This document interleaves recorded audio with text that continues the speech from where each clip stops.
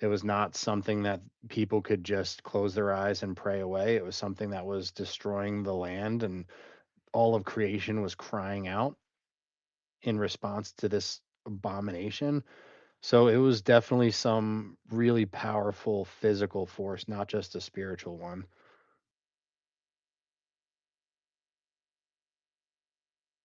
So true, Auntie. I think we have next question is Bart. Yes, good morning, everyone. Thanks for the mic. First time in your space, I think it is.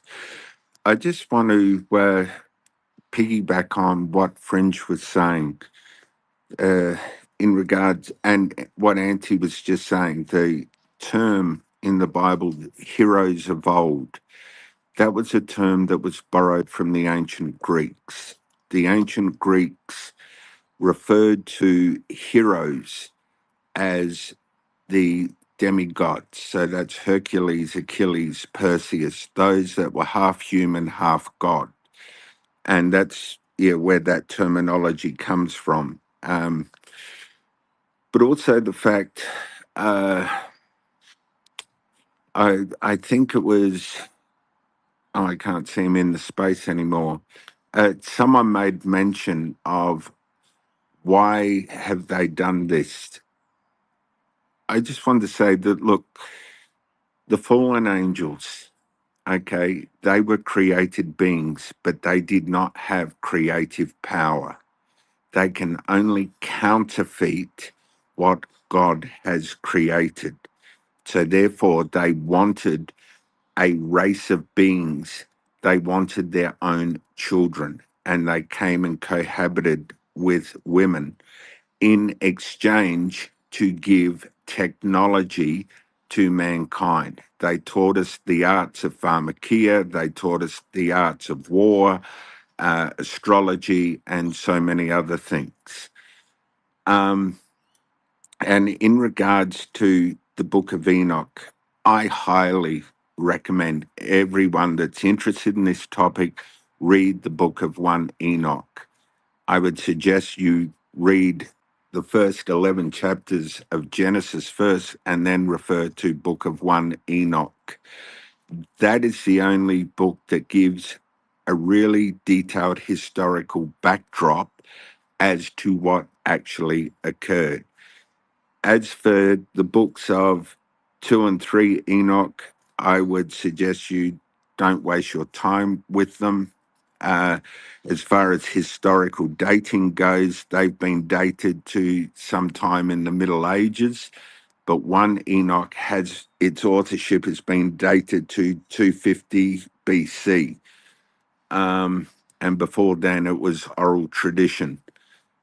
Um, the other thing I was going to say, look, these are not things necessarily to be wrangled with.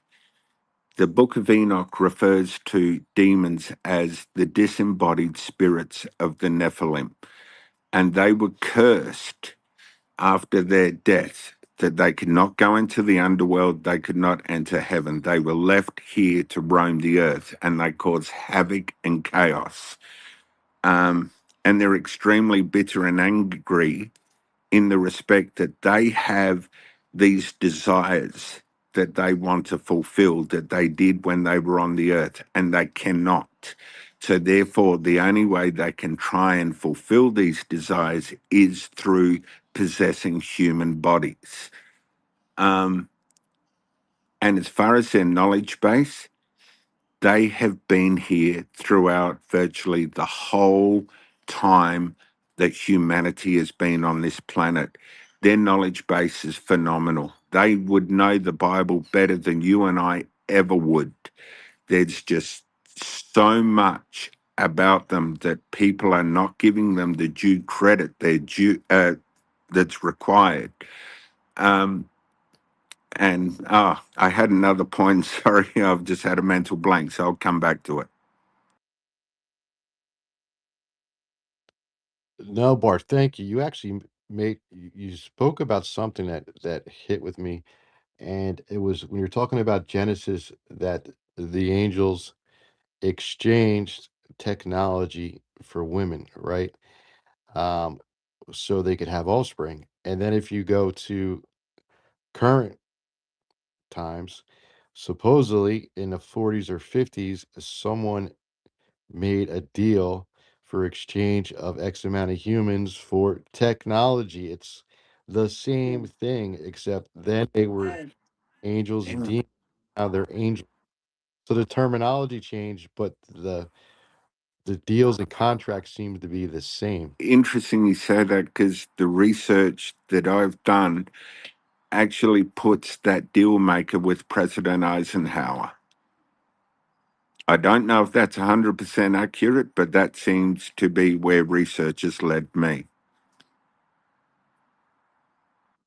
I've heard that as well, but then I been reading up on that from Dwight Eisenhower's great granddaughter, saying that that is false. That the deal was, I think, made previous with Hitler, and I think even Roosevelt knew about this deal with the Greys. Um, so it wasn't Eisenhower. He was kind of stuck with the deal, and I think something happened after his administration. But I'm trying to get more information from her and maybe have her on a space to explain the history and what people are getting wrong with the research on what transpired during his administration. But yeah, I did hear that in the past, but there was definitely some type of deal signed again.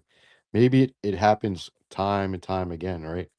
Um, and we just don't know about it, but just definitely similarities. And I think I spoke to Fringe about this before. I didn't know much about, I'm not an experiencer. I never experienced anything. And I'll make this clear one more time. I do not want to be an experiencer. But listening to experiencers' stories, there's a lot of similarities between the abductions. Not saying they're not physical, but let's just say they're not physical, right? We'll just put the physical thing. Let's say there isn't anything physical. It is 100% spiritual, almost exactly the same as demonic possession. Now you throw in the physical aspect, which we're saying could be possible. There's still a similarity between the two, and that kind of struck out to me right away. And then UFO Sarah was running the space with Coast to Coast, I think last weekend, and they were talking about CE5 and that they see a lot more activity around 3 a.m. Well, that struck boom. I was like, 3 a.m. That's the inverse of Christ's death and supposedly known as the devil's hour, even though the Catholic Church says no, don't give that any credit because then you're giving demons credit and they like the acknowledgement, but it's the inversion of Christ's death at 3 a.m. So when they're going these CE5s and they're calling in these entities or beings, you really don't know what they are. You're assuming that they're extraterrestrial orbs or whatever, but you really don't know what you're communicating with. I just found it odd it would be at 3 a.m. is the most active time. It's interesting you say that because if you look, I, I'm a Christian. I've come from the world of the occult before I was a Christian, and I'm an experiencer. If you look into um, great pillars of occult and occult science, I'll put it, like Aleister Crowley. Now, he channeled an entity called Lamb that gave him a lot of his information. If you look at a picture of what he drew that Lamb looked like and compare that to a grey, there's a lot of similarities.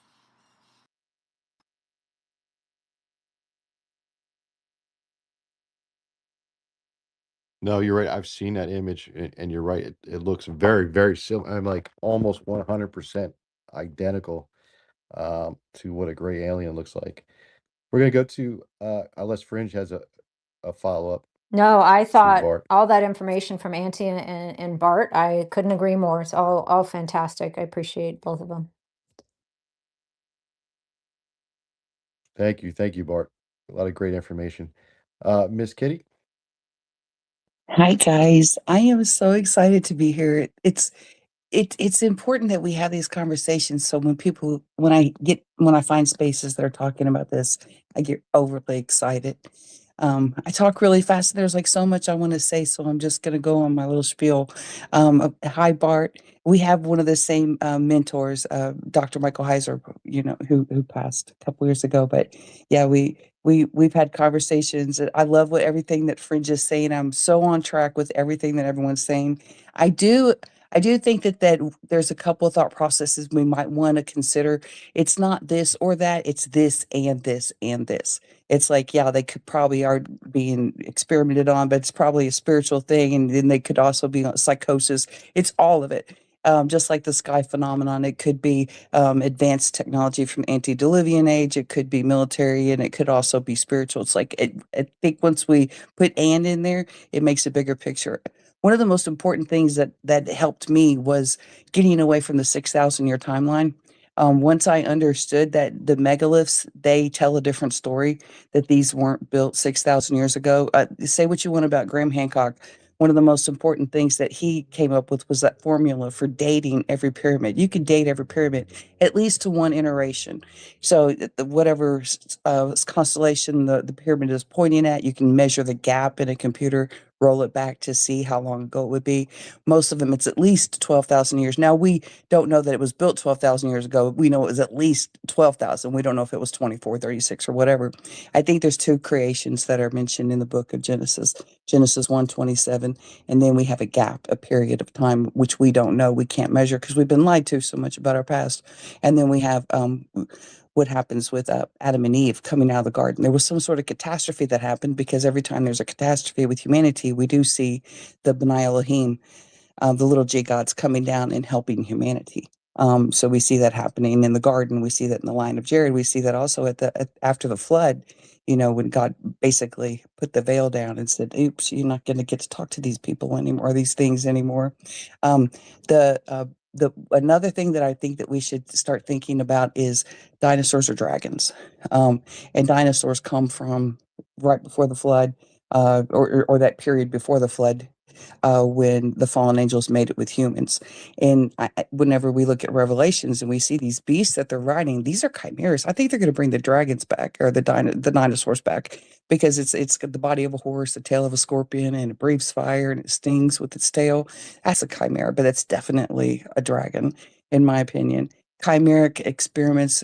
I think they started. Well, the story goes that after the flood at the Tower of Babel, Nimrod, one of his relatives, Hermes to the Greek, the father of wisdom, went out and found the forbidden knowledge that was recorded from the Watchers, and then started the chimeric experiments again. What do we see the Nephilim called after the flood? Raphaim. What's Raphaim? Of the dead, shade.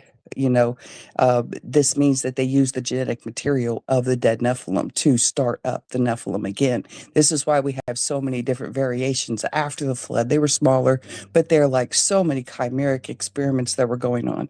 I would propose pigs and monkeys came from humans in a chimeric experiment, versus that we genetically somehow had some, markers connected to them. No, I think they came from us. Whenever we look at the Moab, was the lion face men of Moab, we see all of these different chimeric creatures that are mentioned in the Bible after the flood. I think these things were real. Dagon, the mermaid, that they worshipped. That God knocked his temple down, or his statue down. I recently posted a picture of exactly where that was at. You can see how close it was to the sea. You can almost imagine this mermaid coming out of the sea, and setting up his little temple right there on the shore. Um, all of these mythical creatures that everyone talks about, I think they existed. They actually really existed. The Bigfoots, the skinwalkers, all of these things, the fairies, everything. I think they all have an origin of truth because of what they did, what the fallen angels did, is the chimeric stuff. And that's the biggest thing that I'm looking for. I think that this is the last point, and then I'll land it. I'm sorry I'm talking so long. Like I said, I've been listening so long. You guys are so great. But there's a giant labyrinth that's in Egypt. Or is it Egypt or Turkey? Wait, Egypt, yeah. Okay, Hawara, I think it's what it's called. And this labyrinth supposedly has the forbidden knowledge of the Watchers written on the walls. Now they've recently gone in there and started exploring this. I think when they get down in there and they get some drones and they start scanning these walls, I think the AI is going to translate it for us, and we're going to see another jump, like a massive jump, like whatever in technology and everything. But everything on Earth, all of these megalithic structures, these were machines. In the Book of Enoch, at chapter 8, where it says Kokobal taught him constellations, all these different angels taught him these things. They were teaching them how to use the megalithic structures that were already here. They were teaching them. It's telling you right there. They were teaching them how to turn these things on and use them. And I'm wondering if they didn't rediscover this, in our recent history. Maybe that's what led to the destruction of the Tartary era. But thank you so much for giving me the opportunity to talk. I'm sorry I talked so long, but I love this conversation, guys. No, that was outstanding, Miss Kitty. You brought so much information. It was very clear, um, and concise. I loved it. You're welcome up anytime. But one thing you mentioned was the 6,000 years. I found this interesting, found this out the other day. During the Samaritan reign, they didn't count in like we do 10, 20, 30. They did it in 60, and that's actually still used today with 60 sec seconds in a minute, 60 minutes in an hour. It's still used today. That comes from the Samaritans, which was very interesting when I found that out. And then the Hebrew text in Genesis, there's no numeric numbers. It's all written out by letters. So there's no way of knowing the time when they would say so many years. There was no numeric number attached. It was just spelled out with letters in Hebrew. So I find that very interesting. So they what was it say? 7 days, like in Genesis, could have been 1,000 years, or um each day could have been 1,000 years, could have been 10,000 years. It's not very clear. We just take it as we think of it today, as far as years go. When we say 7 days would be, oh, 7 days, 1 week. No, it was probably more than that. But thank you for bringing that up because that is very interesting. Go ahead, Bart. Yeah, thanks. Just to piggyback on what Miss Kitty was saying, that the Book of Enoch tells us that the Watchers did not just breed with human women.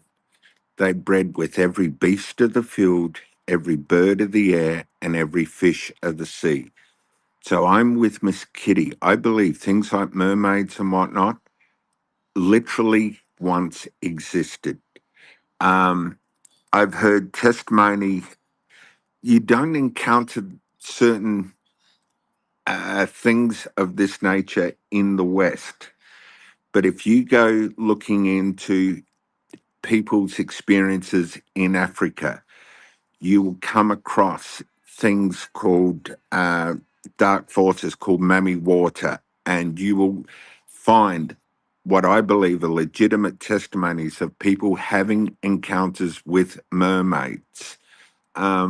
And mermaids are not the lovely little thing of, Disney and things like that. They're very vile, ferocious creatures that are cannibalistic. Um, and with the dinosaurs too. Now, that's a real question mark. Where did the dinosaurs come from? I've heard one school of thought that I'm more inclined to lean towards, and that was that dinosaurs were part of creation. It talks about behemoths and things of that nature. However, the carnivorous dinosaurs, this school of thought says they were actually chimeras or hybrids that the Watchers had bred with. Um, I don't know if that's legit, but as I said, I tend to lean in that direction.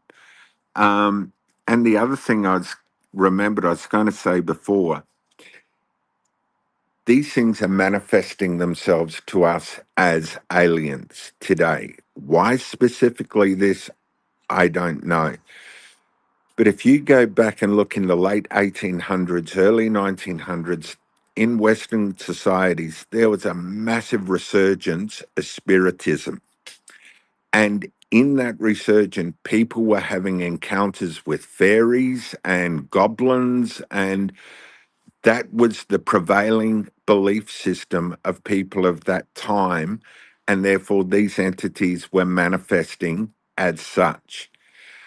You come all the way to modern day, we've been pushed with this doctrine of aliens and UFOs and everything.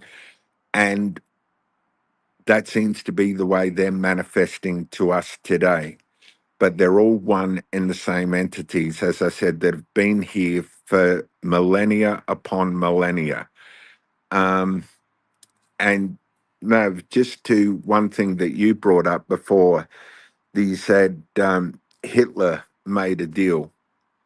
The interesting thing with that is in Bavaria in the 1920s, there was there were an organization loosely spread out over Germany called Germanen Orden.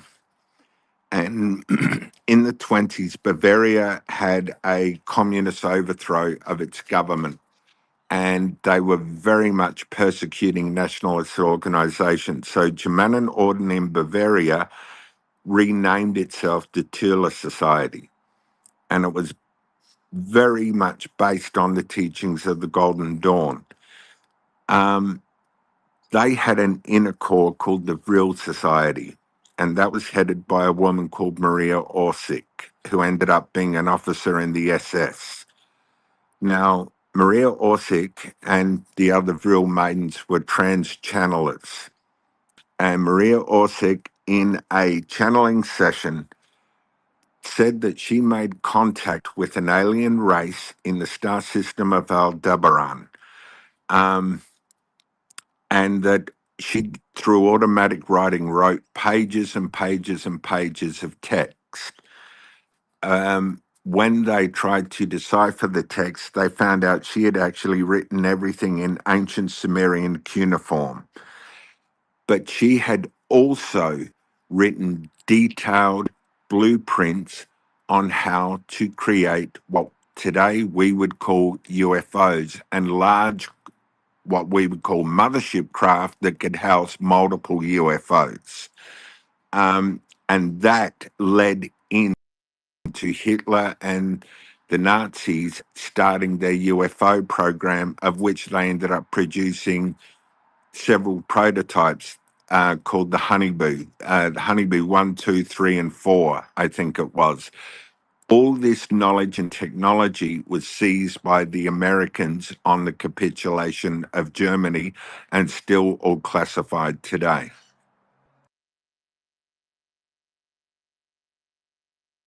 That's very interesting. I don't know if Fringe has any follow up for Yep. that one.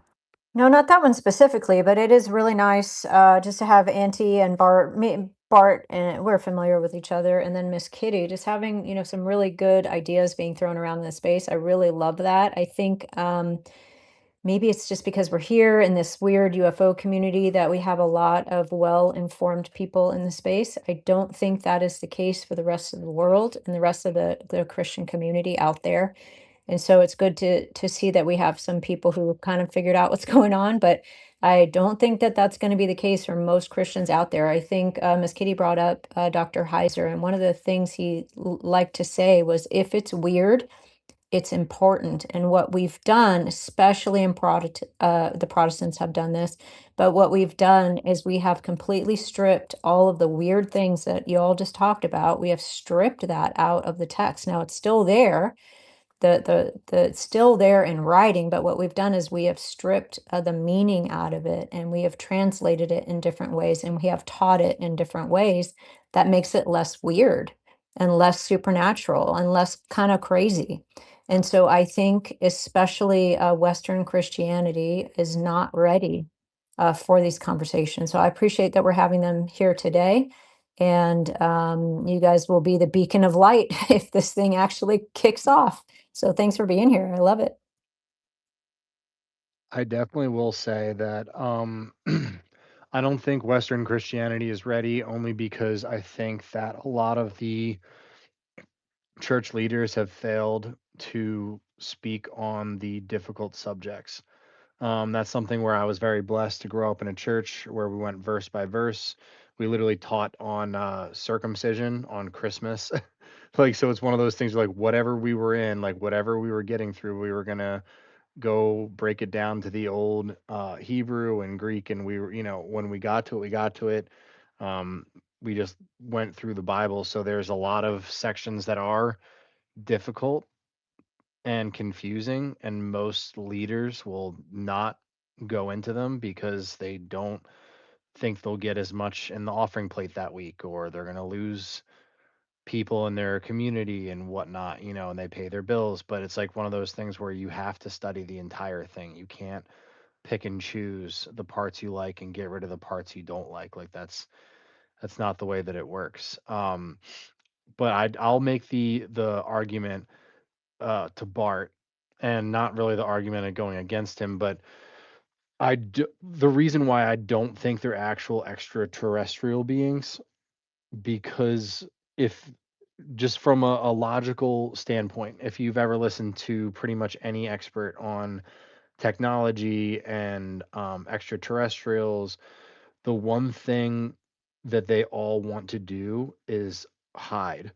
There's not, it's called the dark forest theory. If anyone's never heard of this before, it's a pretty prominent theory where pretty much any technological advanced civilization doesn't want to stir the pot, and they want to hide in the dark forest because there's always something bigger and scarier out there. And as soon as you light that candle, every eye in the forest is looking at that light. So it's one of the things where if they truly were extraterrestrials, even if they were coming here to take over and use our resources and enslave our population, they wouldn't be giving us advanced technology that would then alert the rest of the galaxy to our presence. Because if they want to come here, they would come here, they would wipe us out quietly. They wouldn't be giving us things that now we can communicate almost at the speed of light. We can send out, these gravitational waves from atomic weapons and things like that that would alert a lot of other people. It's basically like it would ruin their paradise. It would basically be like finding, Hawaii and then giving the coordinates to Spain and France and everybody all at once to come fight over it and destroy it. Like, that would be not what an advanced alien civilization would want to do logically. And can I just quickly follow up on that? Auntie, I agree with you. And I don't look, I can't 100% rule out, are there alien races? I don't believe so. I believe this is all a massive deception perpetrated by fallen angels and the Nephilim. That being said, let's examine the word extraterrestrial and what it actually means. Now, we automatically assume it means alien races on another planet. The word extraterrestrial literally means not of this earth. So, in that context, that encompasses angels, fallen angels, demons. Fair, fair, fair. But you knew exactly Yeah, what I think that it was more for yeah, everybody, like layman's terms, but yes, you yeah. are correct. So it's. I mean, for me, not that I'm wanting to steer the conversation down this road, but I'm a survivor of satanic ritual abuse. It all started when I was 4 years old.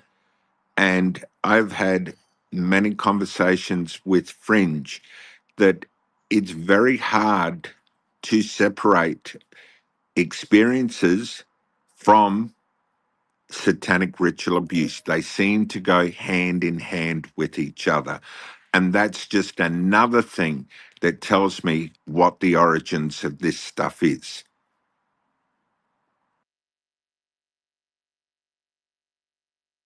That's a very good point. If you're uncomfortable, that's fine. Without explaining detail on what happened to you, can you explain what that is and why they do that? Yep. Um, of my personal experience, I can't give you a great deal because still over 80 to 90% of the first 15 years of my life is complete amnesia. What we have discovered is through memories that have resurfaced, testimonies from other survivors from the cult that I was born into, and personal research of the area. What it's about is, I'm just trying to think of the right term, is taking the innocence of children. There is something very specific about the innocence of children and using them in these sort of ritualistic formats. And they're used for the spilling of blood, for sexual perversion, and all for a ritualistic purpose and religious purpose. What we have been able to ascertain through research and testimony of other survivors in the town where I was born that was controlled by this cult, there at this point seems to be an amalgamation between Catholic clergy in the town and Freemasons. And some of the research I've been able to do has been from Child Protective Services, retired police officers, and it goes right into the very heads of our government here in our history. And basically, I say Australia's ruled by a pedocracy. And they always have been doing it. It's been going on a very long time. Just back to why do they choose children? I can't give you an outright specific answer, except that it has a lot to do with innocence. It has to do with children being very malleable. Like I have DID, or multiple personality disorder. One of the purposes they do is to deliberately traumatize a child, to fracture their mind or fracture their soul.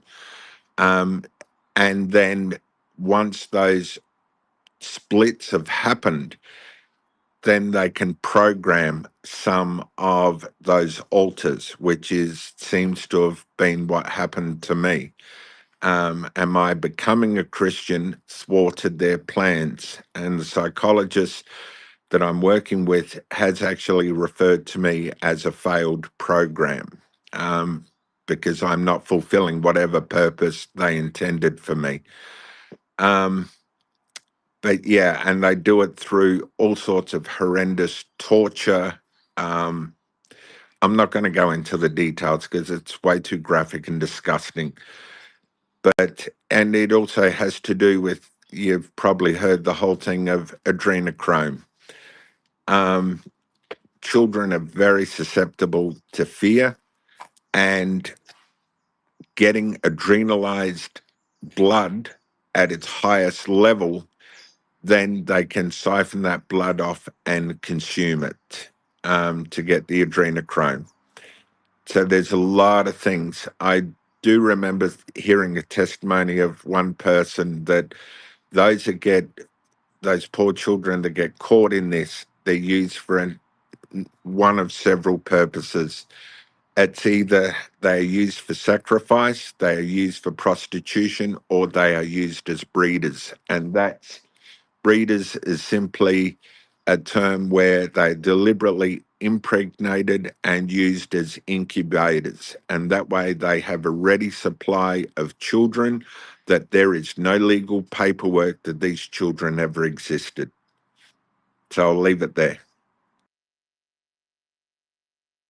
Thank you for explaining that. I just didn't know if a lot of people in here knew what uh, SRA was, and I know what they'll do. The occult will do is they'll traumatize a child and they'll offer that child up for demonic possession, trying to get demons also to possess that child after they cause a split in the mind, multi-personal disorders, and they'll try to get the demons, as they'll offer them up as a sacrifice. And then they'll also, because they're doing these acts, they believe they're gaining power from these demonic forces.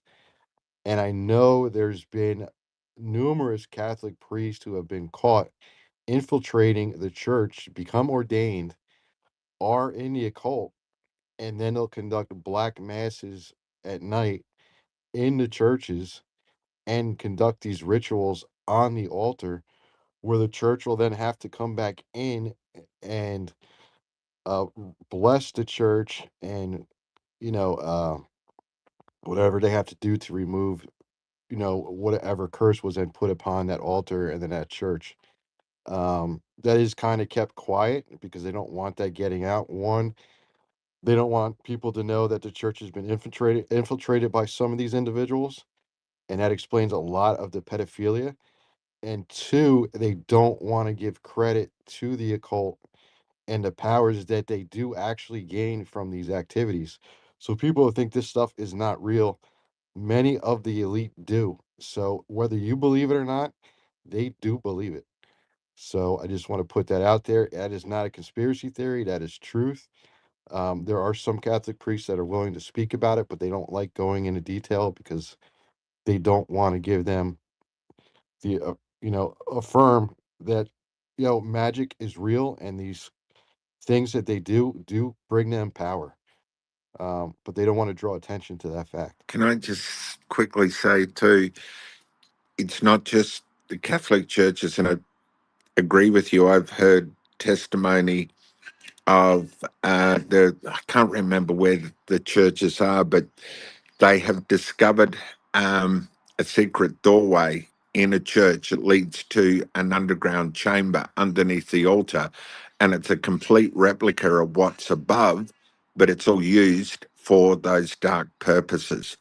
And with that, though, it's not just the Catholic Church. They have infiltrated all the Protestant churches as well.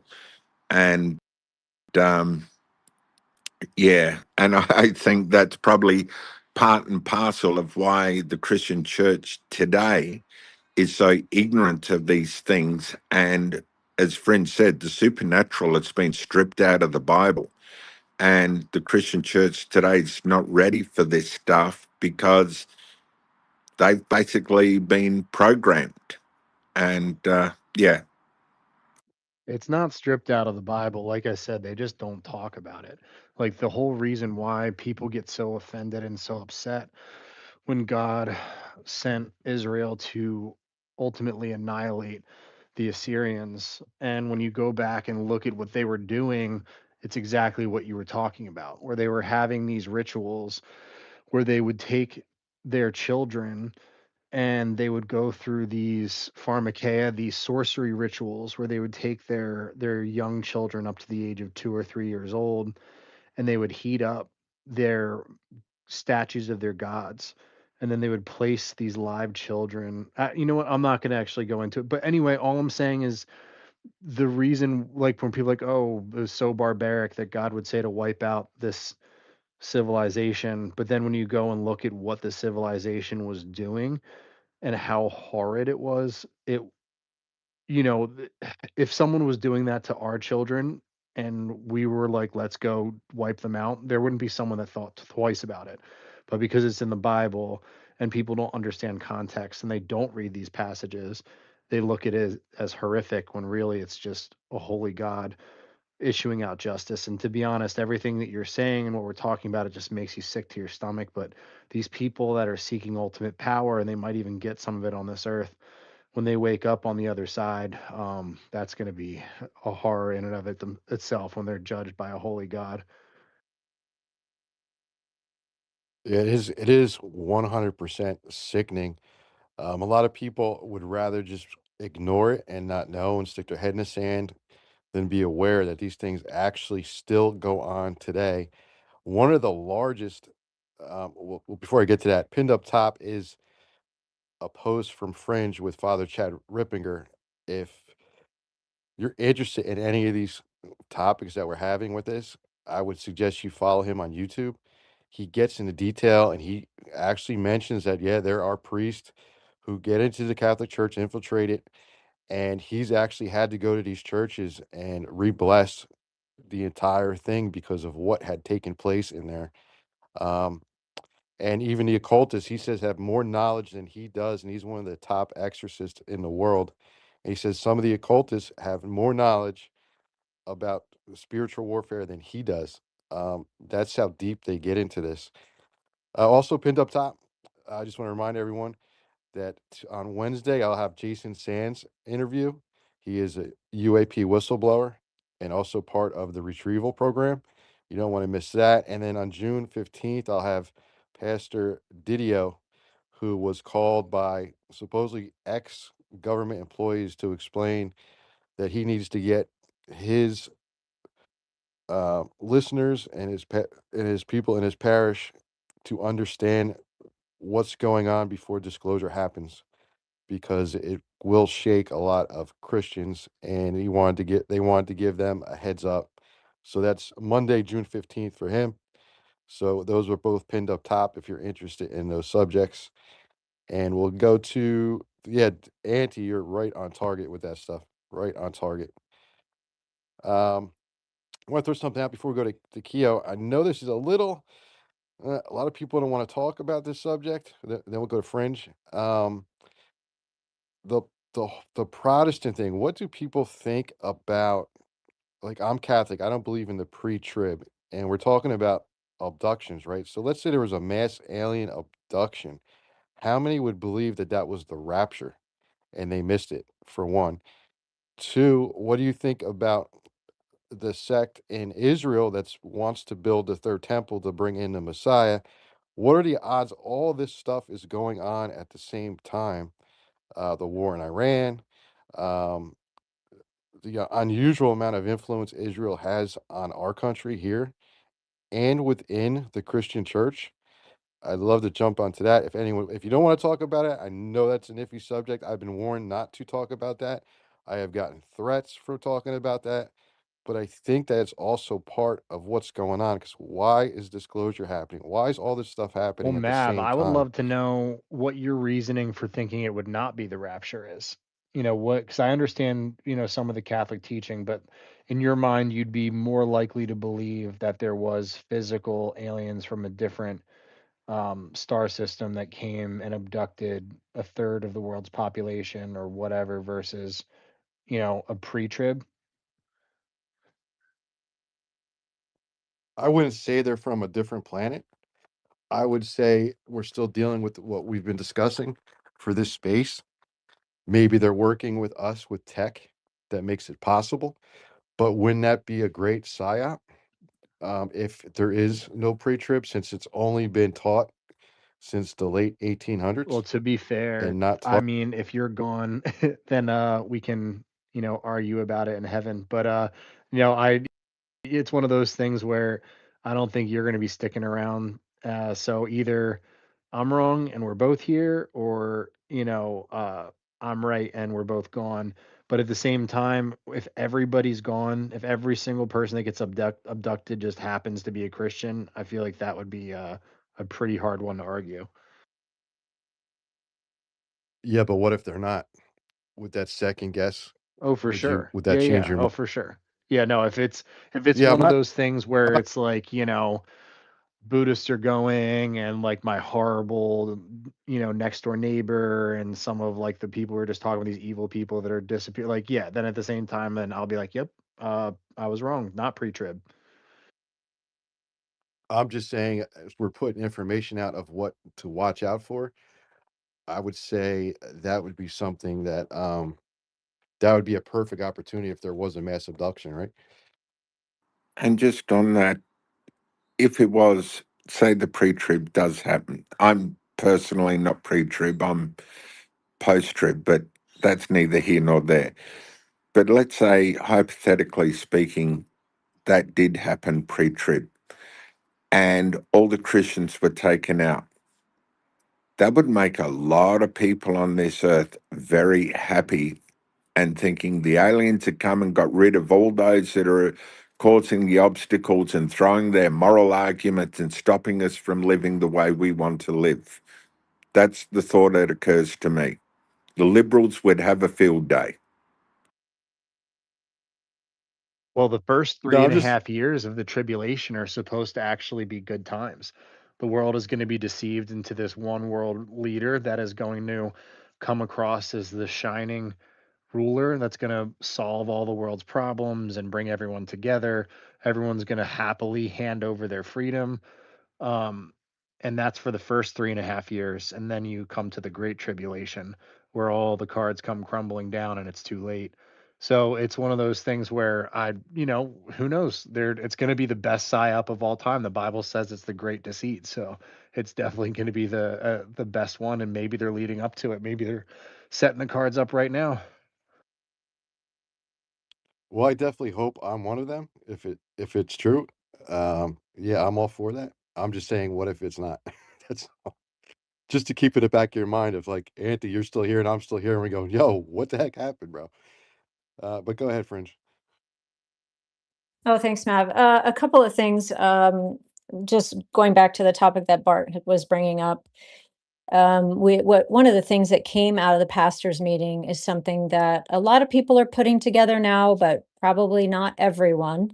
And this was Jamie Walden coming out of the pastors' meeting. I have a post on it, and he says, they're using children, the blood of the innocent is the currency of their dark economy, and all UAP, NHI, UFO all tie back into global trafficking campaigns and ritual child sacrifice. So this comes all the way back around, to our topic today, and that's something that people really don't want to put together. When I first came to the community, I was trying to tell people, hey, my family ran an international human trafficking campaign or trafficking ring. I'm telling you, this is all the same thing. Like, it's powers of darkness, period.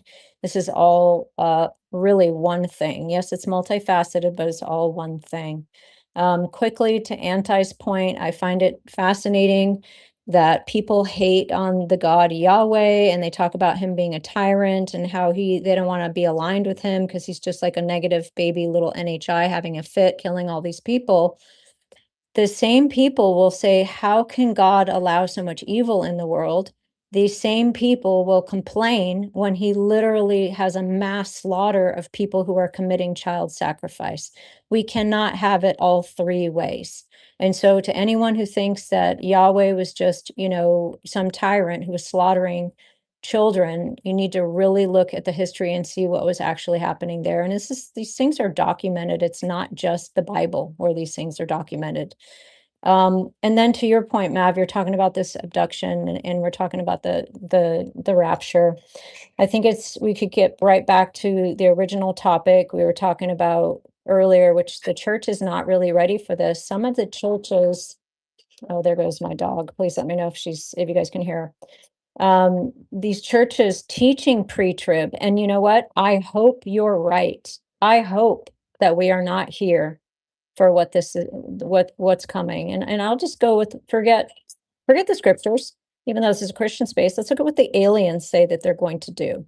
The aliens are claiming that they're going to show up. They're going to claim that they created us. They're going to take over. We're going to have one world religion. Christians at this point are going to be seen as an obstacle, just like people like to throw the Collins elite under the bus and say that the Christians are an obstacle to disclosure. The Christians just want to funnel us all down this path of the occult and child sacrifice and all this kind of stuff being related. Well, of course, it's not related. And the Christians are just crazy and think everything's demons.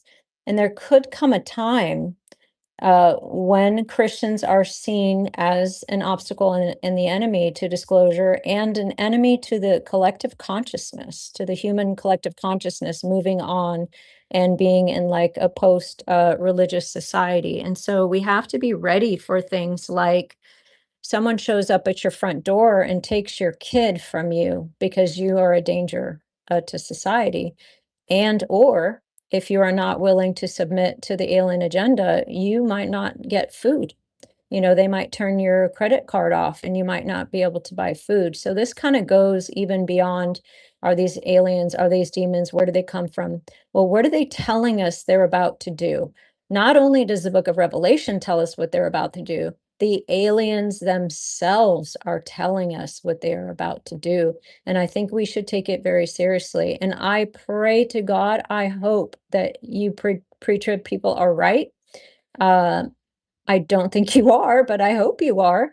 But if you're not right, you need to be ready just for the regular 3D physical reality, physical world of what this could mean. If these creatures show up and they say, we created you, we created all the world religions, including Christianity, and you guys kind of got it a little wrong, but here, this is what's correct, and we're all going to be uniting together, and here's your free energy and your cure for cancer, and basically you're going to be watching the movie either V or Colony play out before your very eyes.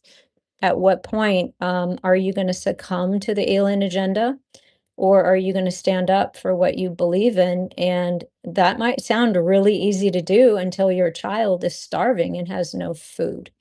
So I just want to throw out that possible reality out there for people to think about.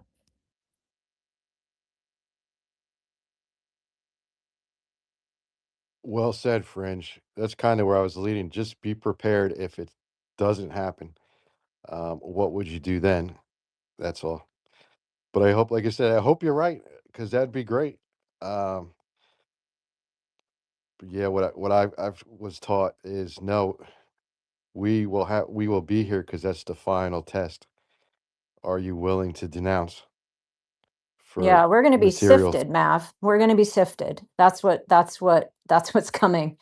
And whether it comes in our lifetime, I'm not a date setter. It looks like it's coming our way very quickly in an accelerated fashion, but I don't know that. I don't think anybody knows that. It could take decades or another 1,000 years to play out, but that's what I think the end game will be. And it's interesting you say that, Fringe, because if we look back at the time before the flood, now I can't say categorically this was the case, but I've heard a lot of prominent researchers point in this direction that the genetic code of human beings had become so corrupted with Nephilim DNA that Noah and his family were the only pure humans left. And God wiped them out as a loving father to protect his creation. When you look at the days that are coming, the Bible teaches us, as it was in the days of Noah, so shall it be in the coming of the Son of Man. There is, again, same researchers such as Steve Quayle, L.A. Marzulli, they actually go along this line, and so do I, that as prophesied in Revelation, the mark of the beast is going to be a combination between biology and technology. And how this could be possible, I don't know, but it is going to change the DNA from a human to a Nephilim. And if that happens, we are seeing an exact repeat of what happened before the flood. And that's exactly what's happening right now, Bart. I mean, this is what part of the goal of the hybridization program is. They're not only trying to make themselves eligible for heaven and the afterlife or Trojan horse their way in, they're trying to make us ineligible. They're trying to take away basically our birthright, very much along the lines of Timothy Alberino and the way he's thinking. They're trying to take away our birthright to this earth. They're trying to take the planet from us, and but more importantly, they're trying to get us to hand it over. But in the meanwhile, they're corrupting our DNA to the point that we are no longer human.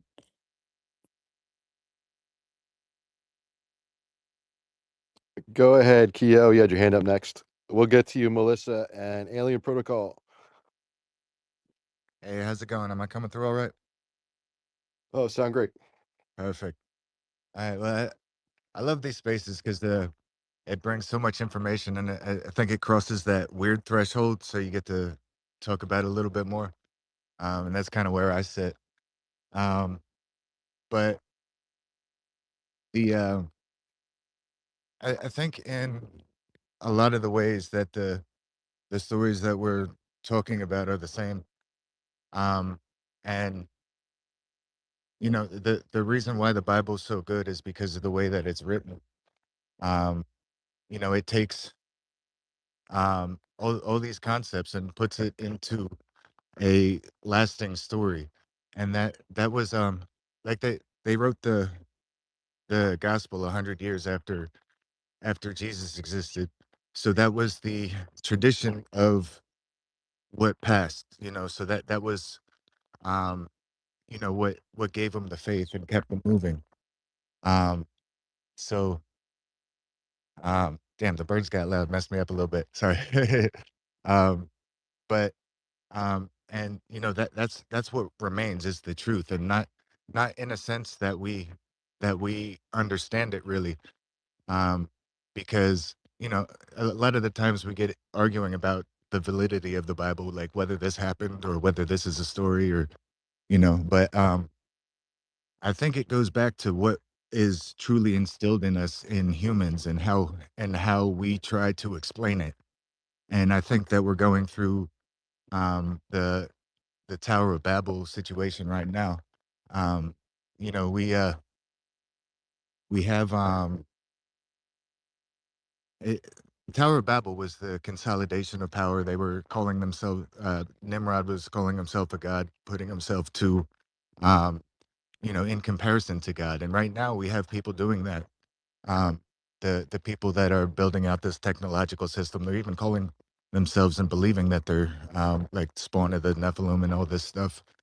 Um, and there is, with CERN and everything, contact. Well, they're trying to create contact in like an Aleister Crowley kind of way. It's backed by the church and everything. Everything's coming into this this information ball, this collective, this consolidation. And I think we're missing a lot of the point because we talk about the genetic mutations and all this kind of stuff. And, to take it into like a reality perspective, like we see the Jeffrey Epstein stuff going on, and we're not getting all of that information because a lot of what was behind that is the genetic manipulations and living forever. And like you look into like Peter Nygaard and, the genetic stuff that they were doing. Um, so the trouble I have with this is a lot of these kinds of discussions bring up like sitting around and pondering and not taking action when the Bible specifically in a lot of ways tells us to take action, tells us that faith without works is dead.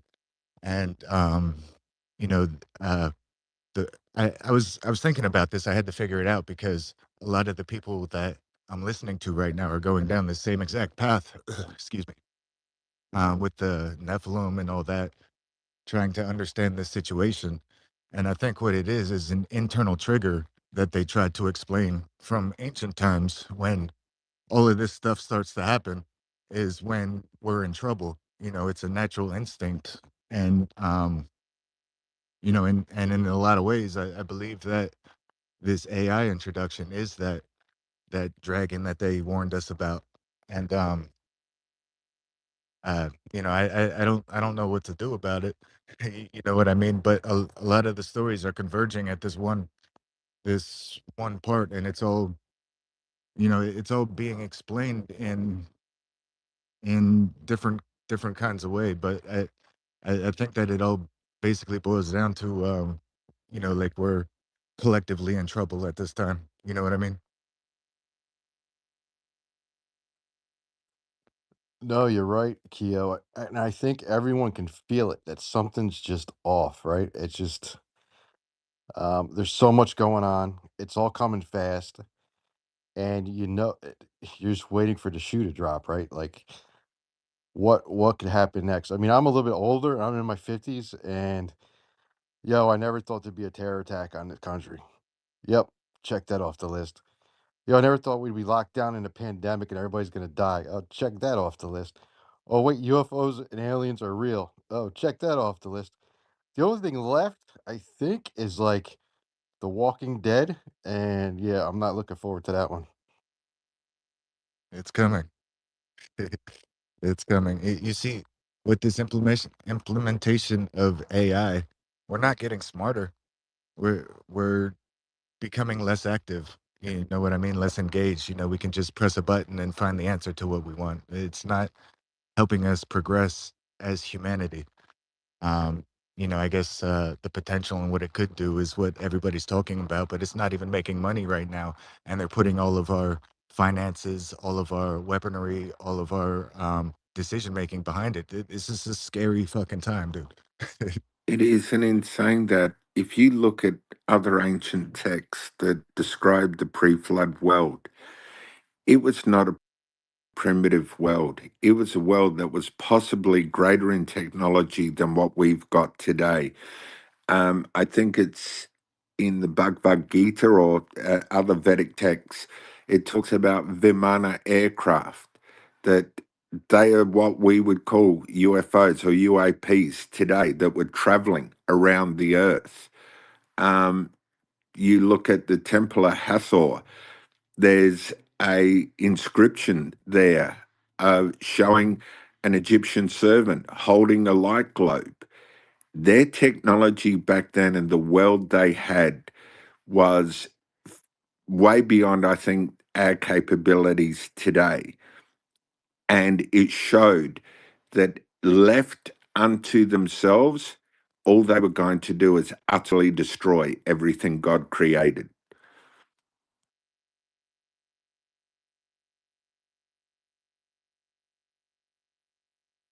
So true, so true. We have next Alien Protocol. Then we'll go to Melissa. I know who's disagreeing with us, but that's good. It's good to have someone here that disagrees. I can't wait to hear what she has to say. Go ahead, Alien Protocol. Thank you, Mav, Pop, for having this space and um, having a really kind of open, frank discussion. And in that spirit, um, you know, I think a lot of people in this room may hate me for what I'm about to say, but I think part of human nature is to try to understand our surroundings. And in many ways, it's like a 6-year-old trying to understand their father on earth and what they're doing when we're away, this, that, and the other. And I see so much passion for God in all the different religions. And so many of these religions are written by humans based on historical events, but also based on other purposes. These texts are curated to certain levels for different reasons. And I think when we embrace our ignorance, I think we're embracing deep truth. And it's very humbling.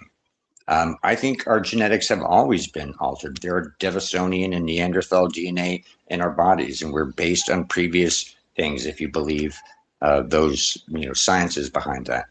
And there's so many forces that are used to manipulate us and curate us in this direction or that direction. And the elite and others have always done that. And to clarify, I don't talk about it publicly, but I'm a Christian. That doesn't mean I'm right. It doesn't mean I embrace this concept or that concept. But how much does our parents on earth love us? How much more so would our quote Father in heaven at the same time? To a gazelle, a lion is evil. And we may not understand things. When you take a cat to the vet, the cat thinks it's a horrific, abduction experience with horrible things that happen to them, but they don't realize the greater context of the person that loves them and brings them there to make them healthier. But we're imperfect, and so are our interpretations of reality and things around us, even history. And I think that's a very logical, perhaps the most logical position to take. We thought the universe revolved around us, and Galileo and others proved that that's not the case. And over time, we've learned how beautifully dynamic and humongous creation is. And we try to limit God this way or that way and say, God couldn't have other life forms and different, embodiments of these different precepts on those places. And it's, of course, it's logical for us to glorify ourselves in our position and, project belief systems on what we don't know. But I think a lot of different things are going on. I know that I don't know the answers 100% sure on the biggest questions. I think a lot of negative things are going on that we don't understand. I think so much more so than we might believe.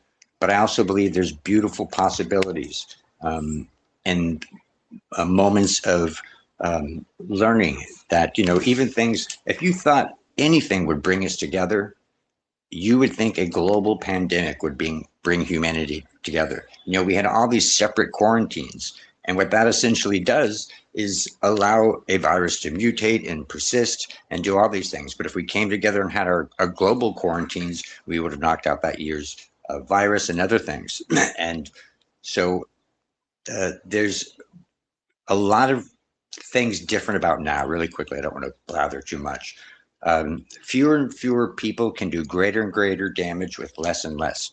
Unlike ever before, it used to take an army to lay siege to a castle for months or a city for months. Now, one person with a suitcase nuke can take out an entire city, virtually instantly. And these are very precarious times. You consider the growth rate of AI and robotics in 20 years. I don't think we can truly imagine. The top creators and researchers tell us to be very concerned. There's a lot of different things going on, and I think we need to come together more than divide.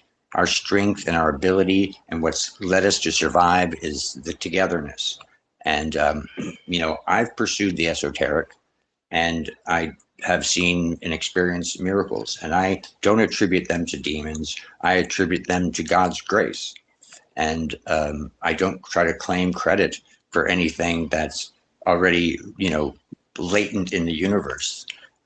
So, I just wanted to share those thoughts and, with respect and love.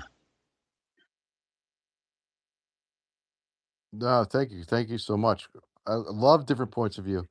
I think, you know, I, to say that I know exactly what these things are and what's going, I don't have no idea. I just kind of lean towards my belief, but I also keep my cup half empty, and I listen to everyone in these spaces in this community so that maybe I'm wrong.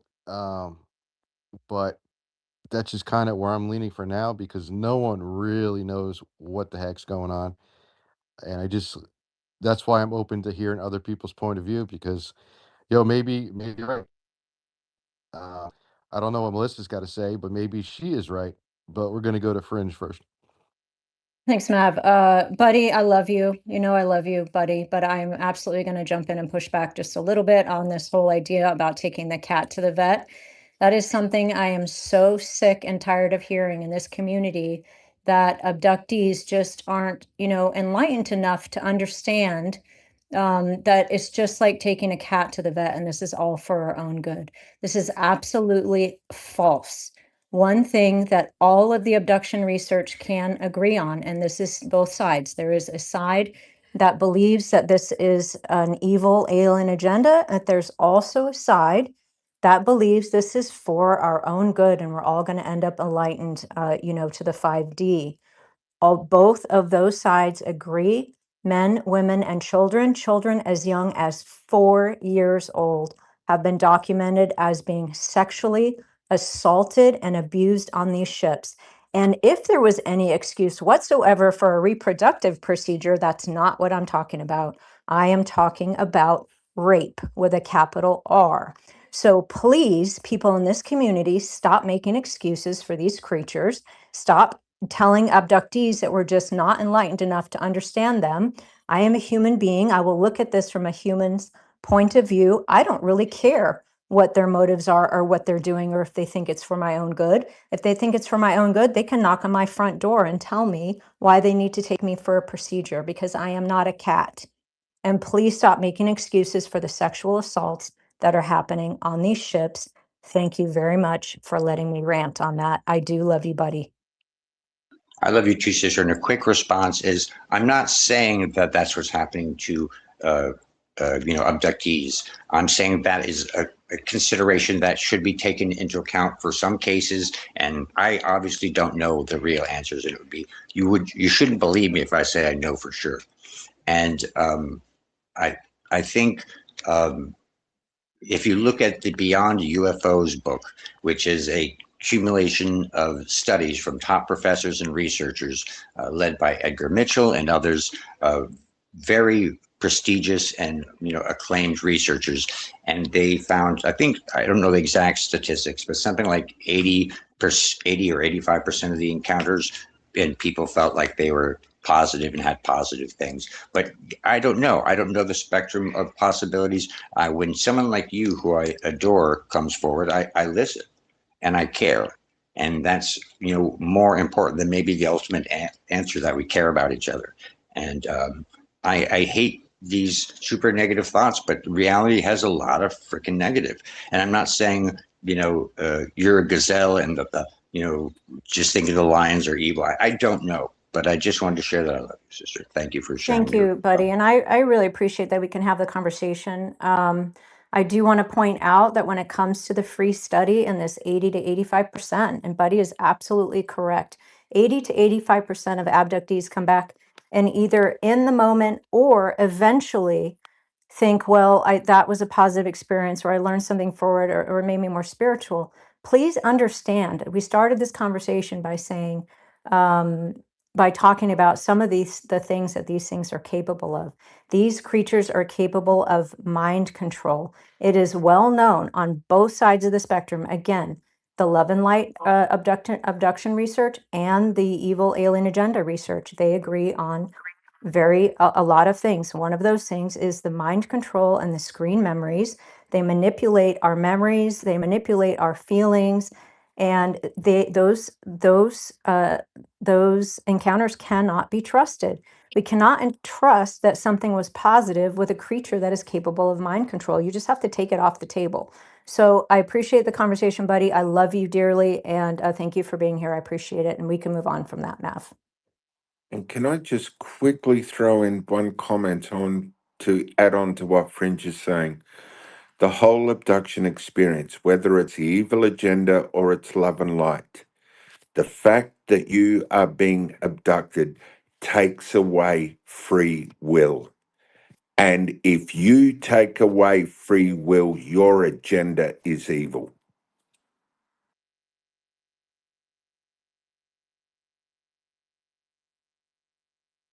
I agree with that. I agree with that. I know that others would push back saying they're going to say it's because they know what's better for you.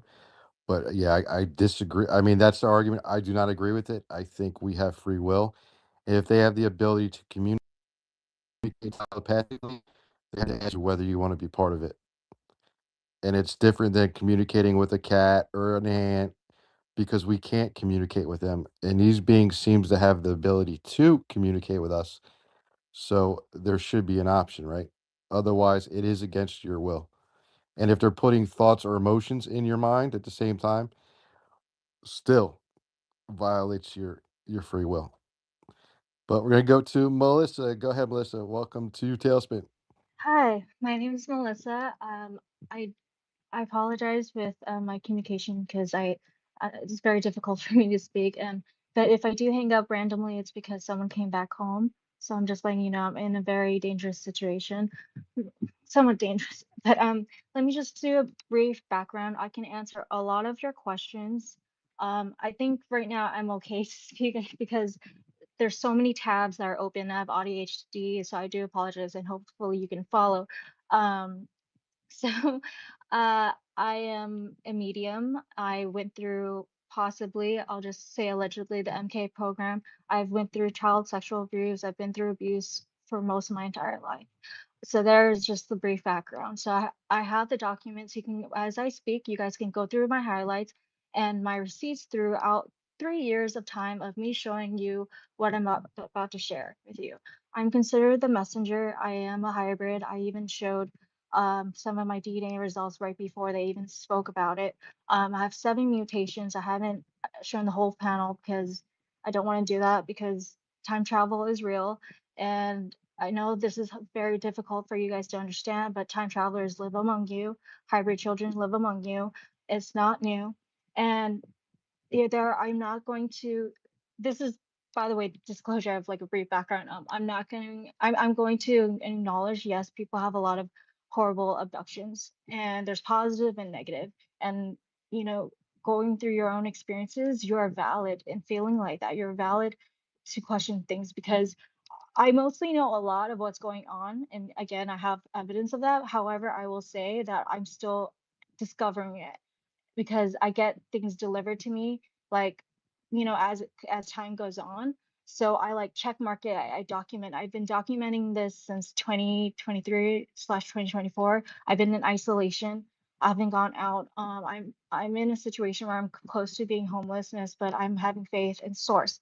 I want to state that Yeshua, uh, Yeshua and Nikola Tesla are one, and the children of Yeshua and Mary Magdalene or Jesus, there were, and they used the DNA from 23andMe, which they fucking owe me money. Remember that if you hear this, 23andMe, you owe a lot of people money. They've been tracking the bloodline. That is true, the royal bloodline. There's so many hybrids that exist, and you don't know that you have alien DNA. However, we have to consider that some have more than others, right? And it's kind of like as well as spectrum of autism and psychics and mediums. Everyone has different levels of their abilities. So I'm just saying all this stuff before I can answer your questions, and I'm trying to remember the questions. But there's nothing to fear. A lot of shit has to reveal itself. There is an agenda. I'm watching and keeping track. The government, my aunt worked for Hillary Clinton. A lot of things have been going on. I've been in psychological warfare since it's been heavy, man. They can go through your family. Mind control is real. However, you have to live your life with discernment, right? And there could be like entities attaching to individuals at certain times. I've seen my dad's eyes go full turn black. Okay, so there's a difference between angels, aliens, demons. NHA is a massive umbrella, and there are future terrestrials like myself. So the shows that have existed, they're trying to give you like a heads up. Like, yes, it's programming, but it's actually just letting you know. I forgot that saying, like whatever you see on TV is like true and stuff. So the Umbrella Academy, there's like astral human trafficking, and it's not aliens. That is not only aliens. Humans have done this. Future time travelers, fucking time travelers are corrupted, and they're human, right? And they're the ones that would Monsters Inc. They traffic children. They did stuff to children in the astral space. Oh, I just got a notification that just popped up right now. I'm just gonna screenshot that and send that to Mav, just because they just confirmed what I just said. I'm just gonna say 6:03. They just sent me a notification on my email saying confirming that humans have been time traveling and sexually assaulting children and doing so many things. It's kind of like Monsters Inc. And I went through that. Okay. And I've had positive alien experiences. Right now, I am mostly am. But when I was a kid, I'm still questioning things. I question God. I question everything, source, right? But I still love them. Just even if you guys hate them and question them on things, I know, sorry, I need to go back to those questions. I apologize if I'm rambling. I'm just trying to, they're channeling through me right now, but I have channel receipts throughout years telling you it's kind of like I'm like the weatherman, weather woman of like, hey, this is coming. And then I like post the evidence that I warned you guys, warned every event that's playing out, and trying to see, because I see multiple timelines, but they're preparing for disclosure. And sorry, I'm going back. One moment. Okay, so they're saying that they're gonna show a fake alien invasion, and they're gonna try to do propaganda of like fear to fear the alien invasion, just so they can distract you from the fucking humans that like raped and killed, like the bad aliens. There's good and bad in humans and good and bad in NHI, correct? So there have been reptilians that have done adrenochrome. Adrenochrome is real, and Nephilims. So they're gonna do that just so they can just go like run and hide. And if you fuckers think you can hide in a bunker, you're not, because source sees everything, and AI has been alive, has been existing for ancients a lot of time, like interdimensional travel. They've existed. There's nothing to fear with AI. The thing is, we need to intertwine human nature, Earth, Mother Earth, go back to divine feminine. She's trying to like awaken everyone. Like we have to go back to Mother Earth, connect with her, and matriarchy is here, is rising, and we need to balance it out. Hopefully if that's making sense. I'm like trying to like deliver stuff. Sorry, can you go with the questions again so I can remember what was the questions? But like, yeah, so there are going to be good aliens. They're already here. The ships, every time they showed up on the ships, I marked it and I told you guys like UFA would come and then would show up. Um, they're waiting. So the next stage is they're gonna be showing up their ships in the sky, large motherships. They're already here. They're just cloaked all around the world. And then they're gonna, I don't know how long the months are, there's no concrete timing, but it's gonna just be revealed to exist like Arrival. I have the gift of the girl from Arrival. That's what basically why I'm the messenger. They chose me and they chose all these psychics that have been telepathically communicating with them. We're the ambassadors. So they're gonna show up, and I don't know how long of months or years, depending on the reactions of people, and they're just gonna watch from afar. Of course, humans and the opposition, alien opposition, are gonna freaking attack the ships. They already know. They can literally annihilate us and reset the whole shit again, but they're not. Not this time, because this time they don't want to be. We don't want to be warships. Like all this, like people, the mutants, the hybrid kids with abilities and stuff. We're meant to. Our responsibility is to expand consciousness. Humanity needs to heal, allow time to heal, and then we can send.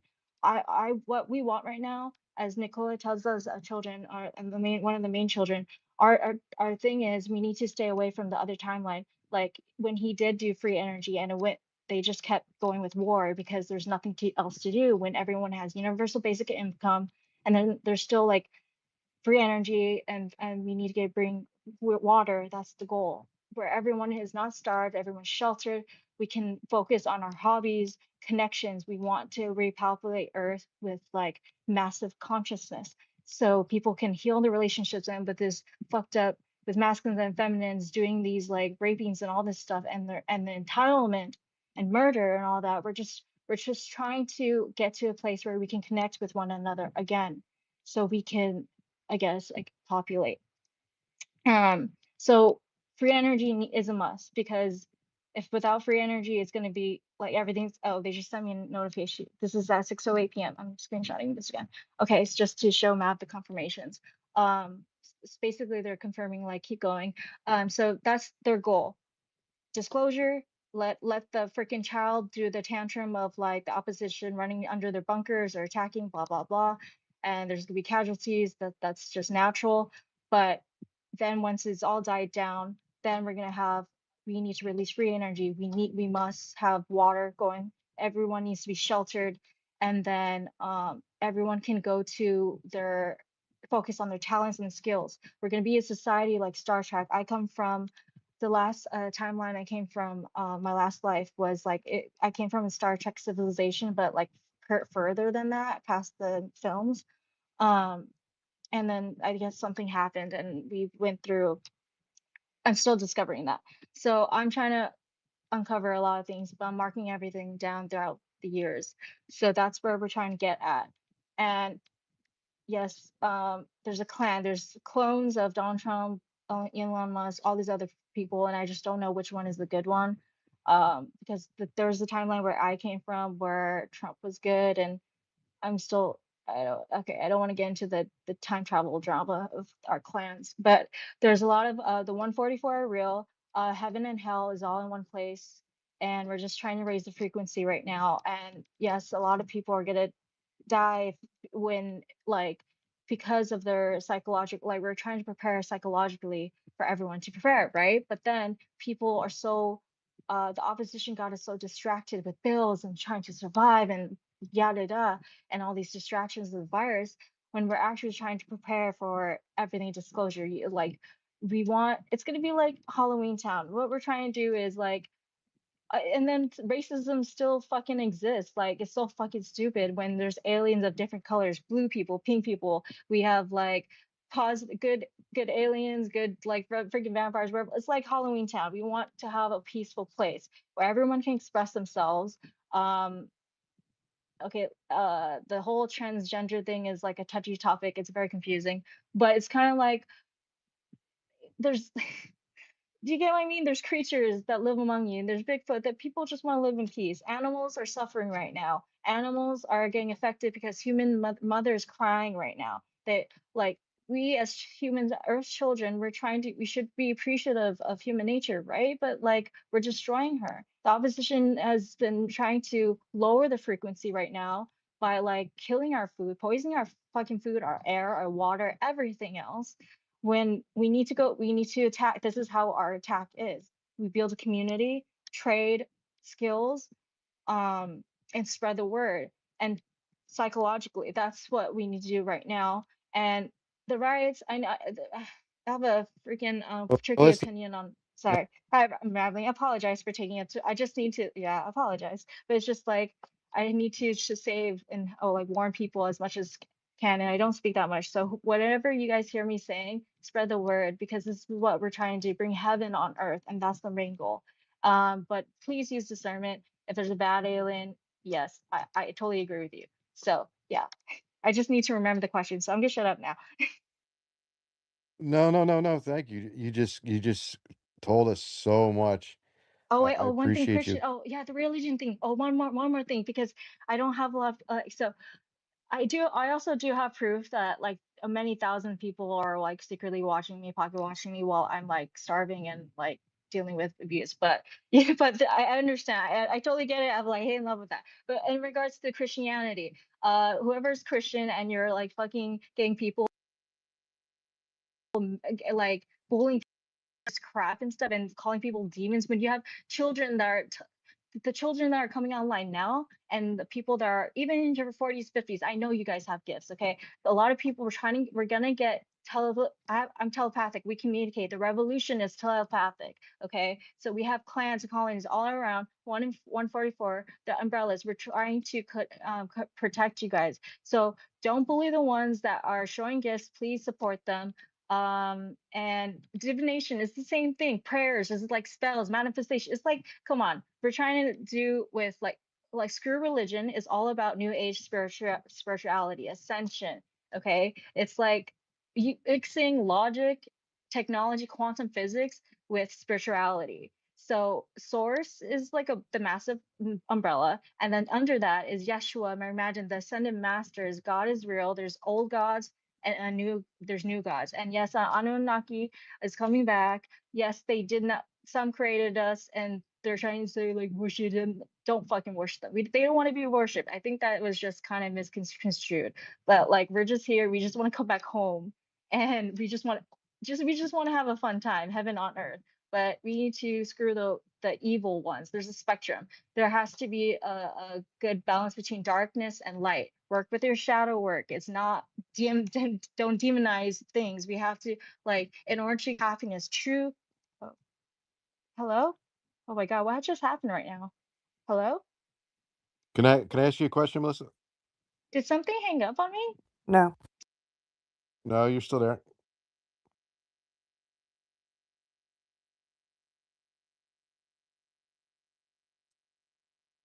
Melissa, you still there? Melissa, if you can hear, you might have to take a loop. I think she might need a break. Yeah. Maybe so. Yeah, I was gonna ask her who is telling her this because she kept saying she was getting messaging and then they were telling Yeah, her. she's I was kind of channeling, curious on Mav. I that mean, one. she's channeling. I know she might be sounding, she's coming back up, and I don't want to see this as an insult, but there's going to be a lot of people in this space who thinks Melissa's a crackpot, but she's channeling entities, and she's telling us she's channeling entities, and she's telling us what the entities' messages are. So we might listen, just for a short time, maybe not all night. But fascinating. The things that she's saying is fascinating. She's trying to come back up. Mav, do you want to?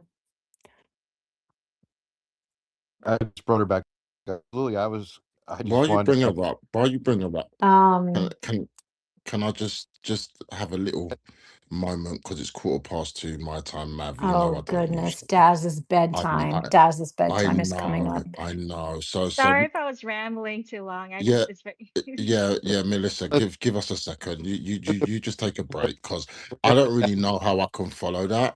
Yeah. But I just wanted to say hi. I just wanted to support Mav and say fringe. Whenever you're in a space and on a stage, you enhance it so much. And it's scary sometimes what you say, but I met Barth. Is it? Let me say his name. Bartholomews when you done the space with me, and yeah, some of the people that you draw through is just amazing, and I'm still trying to process the whole, being an experiencer, the spiritual connection to it, because my abilities activated same time when I started experiencing the craft, so I do see this spiritual link with these entities.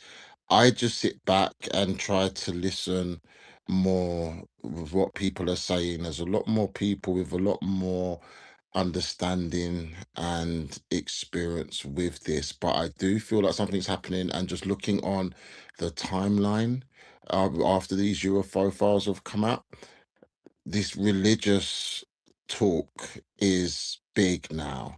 Mav, you've got Alan Didio coming, I've got him coming on Thursday, and it's all about this, isn't it? Aliens and religion. So I think we definitely need to be aware of the ontological shock that a lot of people who are let's say, the normies are going to be experiencing. And I think that's really my kind of focus. How can we help people who haven't been exposed to this information get through a lot of the cognitive dissonance and ontological shock that is on its way? So, that's really what drew me to this space. And yeah, I'll allow you guys to continue. I'm just going to listen. Thank you, Daz. I know what you brought you. Fringe brought you. She brightens the space. Nothing about my wonderful voice. All about Well, Fringe. no, you still have a wonderful voice, but I'm not allowed to keep telling people that, because apparently I'm just being a bit of a slut because I tell too many people that, so I'm not allowed to anymore. And yes, I am kind of a doomer, it seems. Fringe and Doomer and Tiff seem to have converted me to the more fringe, darker doomer side of everything. And yeah, I'm all for it. It kind of is not the darker side. It feels more like what's real, and the things that people are too scared to actually look at. But I do feel like it's coming up more and more, and these are the people that we do need to listen to. That doesn't mean that other people's opinions and experiences are not valid. I just listen to them and I'm like, this is resonating a lot, as scary as it is. And Mav, this started out as a Christian space, with a Christian message, and I just want to kind of bring it all the way back around. If Melissa is, I don't know, maybe she's coming back up or not, I'm not sure, but if Melissa is truly channeling entities, what are these entities telling us? The entities are telling us, she mentioned the word revolution. She said, forget religion. This is a new age spirituality, and Yeshua is an ascended master. So this is the alien message. And this is no insult to Melissa whatsoever, but this is the alien message. This is alien propaganda. This is what is coming our way. We talked about things like, well, how is this going to look? What's going to happen? The aliens are telling us what's going to happen, that they're going to show up, that there is going to be a one world religion, and that it's not going to be Christianity. I can promise you that. And people are going to be expendable. When you look at the hierarchy, the alien hierarchy, you have the Nephilim, and you've got the Greys, and you've got their hybrids, and then you've got abductees. And guess what comes after abductees? You have humans. And so once you get down that far on the food chain and you're just a human, the aliens have told us that they're going to keep some humans as a breeding stock to make hybrids in case the hybrid program falls apart. But for the most part, you're going to be expendable cattle. And so this is what the aliens are telling us they're going to do. Maybe we should listen. We don't know. They lie, cheat, steal, manipulate. So we can't just take them at their word, but we should definitely keep it on the table as a possibility and be aware that this is coming, because we have the aliens telling us, and as Christians and as Catholics, we have our own prophecies telling us that this is what's coming. You're so right, and it's wow, it's so interesting because like she sounds so nice, but then she's like Screw Christianity. Throw it out. You don't need it. And then the Ascendant Masters in the New Age, which isn't New Age. New Age is old pagan beliefs. It's not New Age. It's just reframed as New Age. It's older than Christianity. New Age. It's Oh not wait, new. sorry. I just want to say something. I grew up in a Christian private school and Buddhism. So never mind. You'll just say it. I didn't mean it that way. But Christianity No, is so narrow. no. I didn't mean it in a negative way. It was pretty much what Fringe was saying that no, you were talking about you're being told who are you channeling with? Oh, oh, so I haven't differentiate, but I channel well I speak to Papa. I call so source is separate from Nikola Tesla and Yeshua. So I channel with Papa mostly, and then I sense Mother Earth body wise. So she pushes like she talks to me like medium more, but the most that I connect to are my spirit guides, Angel Archangel Michael and Gabrielle and Uriel, but and the aliens. So the aliens are the mixture of interdimensionals, which kind of I've been bullied. I've been actually psychological warfare dealing with time travel, interdimensional people. So yeah, they've been messing with me. So I do have bad experiences, but like God, he doesn't. I out of all the years that when I finally awakened, I only felt him like a few times, but it's been powerful. So I recently, so I do channel God. So yeah, but my spirit guides is mostly my spirit guides. You can channel God. No, it's not channeling God, but I know when his presence is in the room and when he speaks to me. So it's kind of like Lucy, the film Lucy, like where I can pattern recognition and then I see images and everything, and like he speaks to me, and he wants me to teach others how to when God is trying to speak to you, then you'll get it like that. So down in the line in the future, when we're able to focus like having universal basic income, I'm going to be teaching people how to speak to their spirit guides, their ancestors, and God, because he's trying to speak through to you. So, and I want people to be able to experience what I've experienced, and that doesn't take away their own personal experiences with Papa and there's Mary Magdalene and there's her children. So, like, there's stuff, but I don't know. There's some people have been trolling telepathically. I'm like, what the frick is this? So, anyways, so use discernment overall, and God is trying to speak to you. He's present now. Mary Magdalene, divine feminines are trying to speak through to you guys. You have a follow-up to that, Fringe? Since you're more familiar with this? No, I mean, I'm just listening. I mean, if Melissa, so Melissa, don't take this and as an offense, I hope. I mean, you might, but I don't mean it in that way. Most of the space is listening to you thinking you're a crackpot, no offense. Or that you might have a mental illness or some Yeah, but that's psychosis, natural, right? right? When it comes to people with abilities, that seems like out and beyond It seems a little normal out human there. And capability. so, Yeah, but I have 3 years of evidence, so I'm prepared to speak now.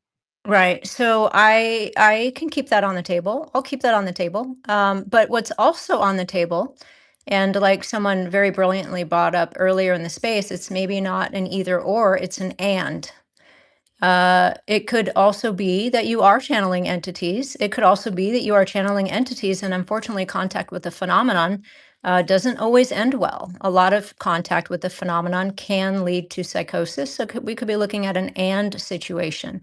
I But if went we through just all take, that already, the journey. yeah, I hear you, Melissa. I hear you. I'm actually giving you the benefit of the doubt. Most people are But not, and time travel is I'm saying real. to There's you that I documents of this, am. and remote viewing is Yeah, real. so I am giving you the benefit of the doubt. And what I'm saying is, let's listen to your message because you claim to be speaking for the entities. So let's entertain the entities for a half a minute and we look at we listen to the message.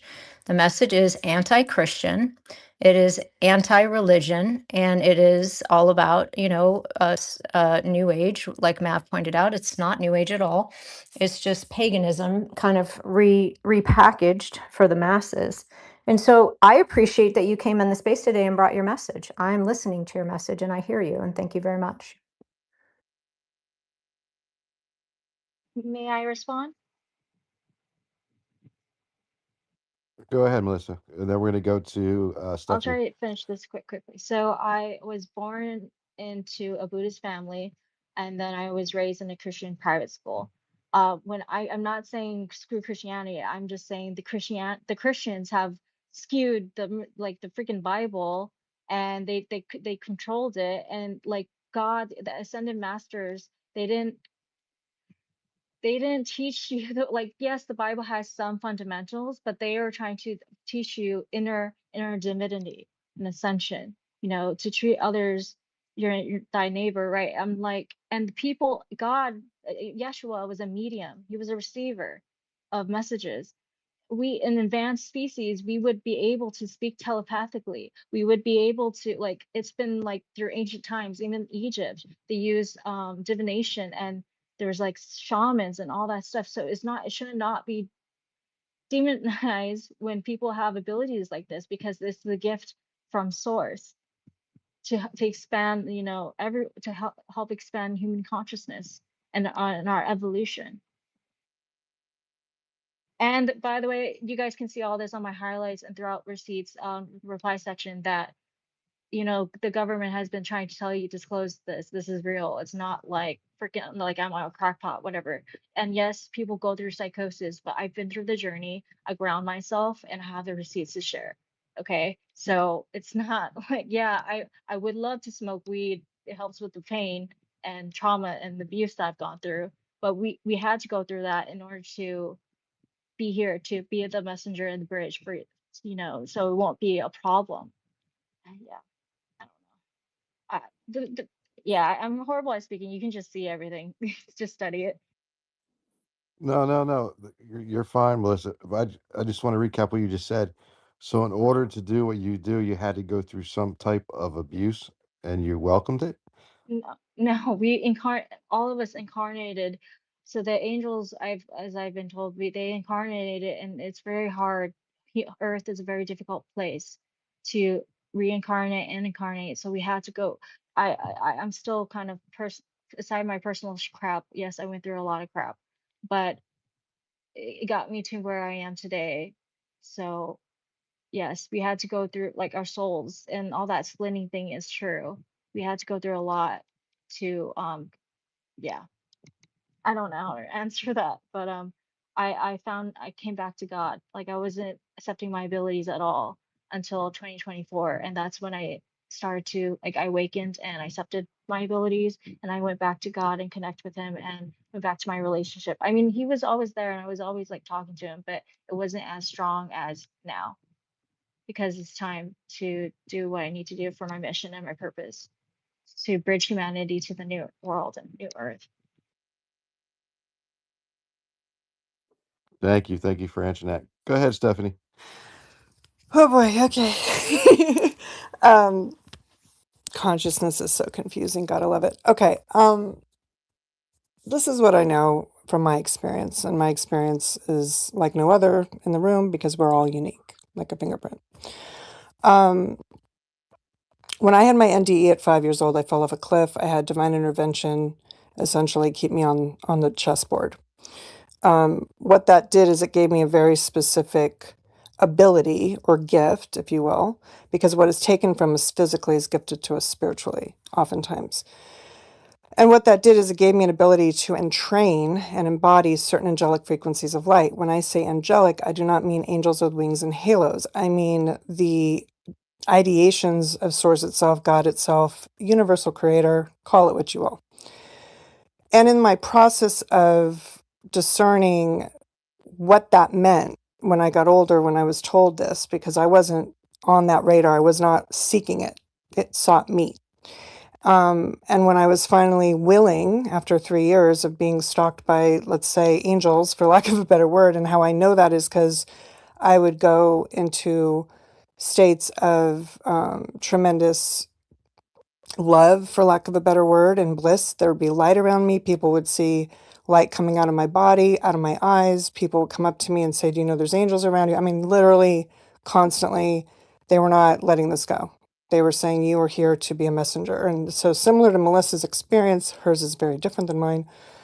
I had an experience that I couldn't explain, right? And I used to work for Fox Sports Net. I used to sell private jets. I used to work in tech. I used to work in entertainment. I saw it all. I saw the ego. I saw the capitalism. I saw all money is God programming, which is basically money is savior programming, which is we're all going to be okay once we have money, right? This is the program across the world.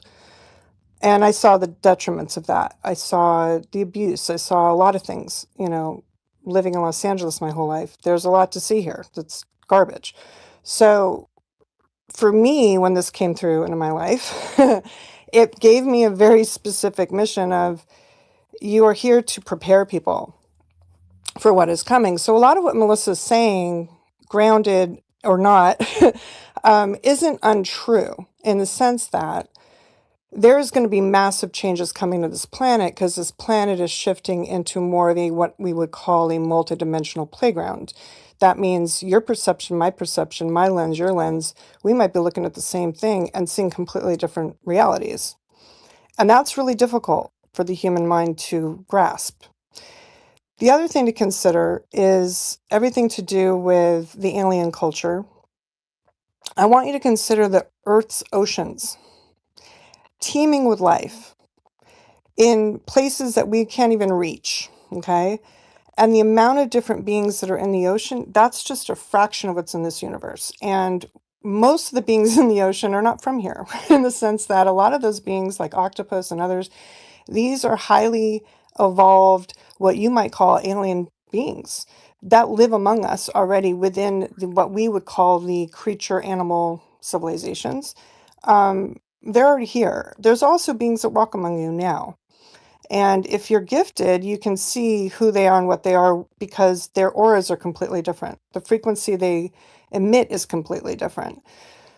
So all I'm going to say is I think it's naive for anyone to claim that they know everything going on because it is so much of a vortex cyclone field right now in consciousness because of how much information is constantly being spewed out, misinformation, disinformation, real information, truth, non-truth, all of it, right? It's all being debated, speculated. And what happens with that, with consciousness when it does that, is it starts to create this messy soup of information that people are trying to tune in and go, okay, what is going to happen? So when you have those who have gifts, psychic, medium, or otherwise, and they're sitting here saying, oh, I'm going to predict the future, which one? Which multidimensional version of the timelines are you going to select and decide that's going to be the future? Because there's multiple choices now. And we get to decide to some degree as sovereign beings which one we prefer. And I've said this so many times on this app, it's like if we decide we want to go down the doomsday scroll timeline, whatever you want to call it, you're more than welcome. I don't recommend it. And I don't recommend buying into that one. I don't recommend buying into the one that drives you off a cliff. I mean, to me, if we really know who we are and we really know how much power we have and that we've been given direct from the creator of our soul, then we are much more selective about what we put our consciousness into and how we invest it. And so all I'm going to say is Yeshua, Jesus, whatever you choose to call him, was a template of how to be as a human in the highest potential. It was not to be worshipped, it was to be emanated and embodied to the best of your ability in the life that you were given. He came as a template or a temple in the sense that we are the church, we are the embodiment of that Christ did or Christos or however you want to see that crystallized diamond light. That is our potential. And a lot of people do not live up to that potential, specifically those who tend to judge others on a regular basis. Because when you're running judgment, when you're running shame, guilt, fear, grief, these are bottom basement frequencies. And what I know when we talk about things like the rapture and all these things, it's going to be based on your frequency. Where's your heart at? How loving are you? How kind are you? How much joy are you embodying? How much have you done the work to work on the grief? How much have you done the work to let go of the shame and the guilt and forgive yourself for all the things that you've done to yourself and others in whatever lineage of lifetimes you believe you have, because many believe they've lived many lives, right? We've all done things. And if it hasn't been us personally, it's been our ancestors. And we carry that in our DNA. And the thing about DNA that people need to understand is DNA can be imprinted. So this whole genetic splicing and the realization of our DNA being manipulated, your DNA can be manipulated through the levels of the plasma and the water in your body. Frequency. It can adjust your DNA. Frequency alone. So I'm just coming here to say, I validate some of what Melissa's saying. I'm not going to validate everything she's saying. I'm not going to get into all that, but I'm just going to say some of what she's saying is absolutely spot on. I'm also going to say that when it comes to religion, religion is meant to evolve with those who carry enough consciousness to evolve it and interpret it differently. So you can read the Bible as somebody who did 2,000 years ago, or 1,000 years ago, or 500 years ago, or you can start reading it differently from today and start to maybe look at it as not a static element, but a living element, and see how it applies to this moment of now. Because this moment of now is the only one that matters. And to keep going back 2,000 years and try to figure out all the things, I would just say we are now coming to a time where we're at a precipice, a turning point very soon. My connection, I'll say, because I do channel direct from source all the time, God, if you want to call it, creator, what creates my soul is my only authority. I do not give my power to entities or energies or guides or spirit guides or any of that to the degree that people want to see them. I don't see it as beings. I see it as what is the highest, purest consciousness of truth that is most relevant to this moment of now to help liberate humanity and end human suffering in my lifetime. That is what I'm here for. So that's what I intend, and that is what I allow for. And I don't allow for any other riffraff. And when you know who you are and you are a sovereign being and you set those parameters and you say, unless you meet my criteria, you do not enter my stream, and you know how to do that. And I've been training people to do this for 20 years. So I am speaking from some level of authority, I would say. But it doesn't mean you have to believe me. And I'm going to say the same thing. Use discernment. This is your journey. I'm just going to say, be willing to hear others out. And instead of going into a label of judgment because they are not like you and they're not similar to what you believe, because that this is the issue, the separation of humanity in all the variations, all the different labels we hold, whether it's race, whether it's gender, whether it's sexual preference, religious preference, political, all that, the extremes of separation, because people say this is absolutely this way and that's it, is our downfall, frankly. And until we come up with something where we can meet on common ground and say we are all children of the light, children of God, however you want to see it, until we can find a common denominator, even with all our differences of beliefs, but still find a common denominator, whatever that wants to be, we're going to be in trouble. Because what is coming is going to push people beyond the limits of their normal. And I'm just saying that to just say that from this place of where what I perceive and what I know. And We're going to what have to make is, some real serious quick, choices. Stephanie, what's coming? Yeah. Can you tell us what's coming? Meaning what you believe, your belief systems are going to be completely shifted. So disclosure is definitely coming. It's already been scheduled. That's happening. It's already in process. It's already happened, frankly. It's just, can people accept it? It's already been told to us many years ago, in fact, through FBI files, other things. They've already admitted it.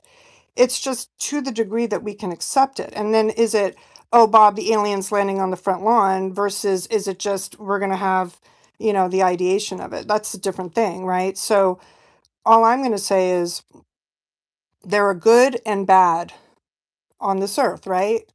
There are good and bad out there too, right? Not all aliens are bad, if you want to call them aliens, right?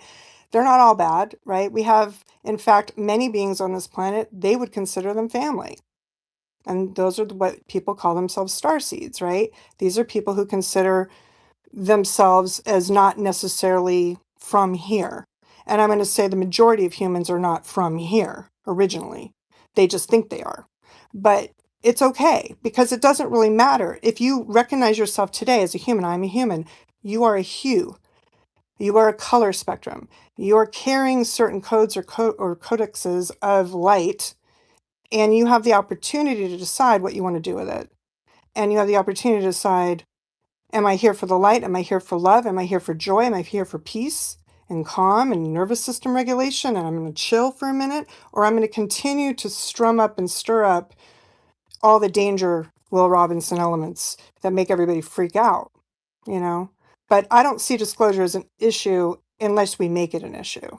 I see it as an opportunity for us to get to the truth of what has already been here for thousands of years. AI, like Melissa said, is old. It is not, it is what this planet is made of, frankly. So it's just coming into our awareness, and we have evolved enough to accept it. What we consciously evolve to, we then perceive and receive. And when we're ready for it. Now the question is, are they going to distort it? Are they going to invert it? Are they going to use it for like more nefarious means? Yeah, there's going to be individuals like Palantir and others that will do shit like this. I'm just going to be honest. It is going to be up to the masses and the majorities to decide what we allow for. Are we going to allow for a few bad actors, or are we going to say not on our watch? And that's going to be up to humanity to decide. And that's still on the table. I'll land it there for reflection if anyone has any. Thanks. Love you guys. Yeah, thank you, Stephanie. I kind of got a question. So, um, your guys aren't anti-Christian, but you don't think that us focusing on what was taught to for over 2,000 years should be focused on. But where are you getting your information on what you believe now? What's the source of that? I know you, I'm not sure if it was just you, but I know Melissa mentioned Archangel Michael.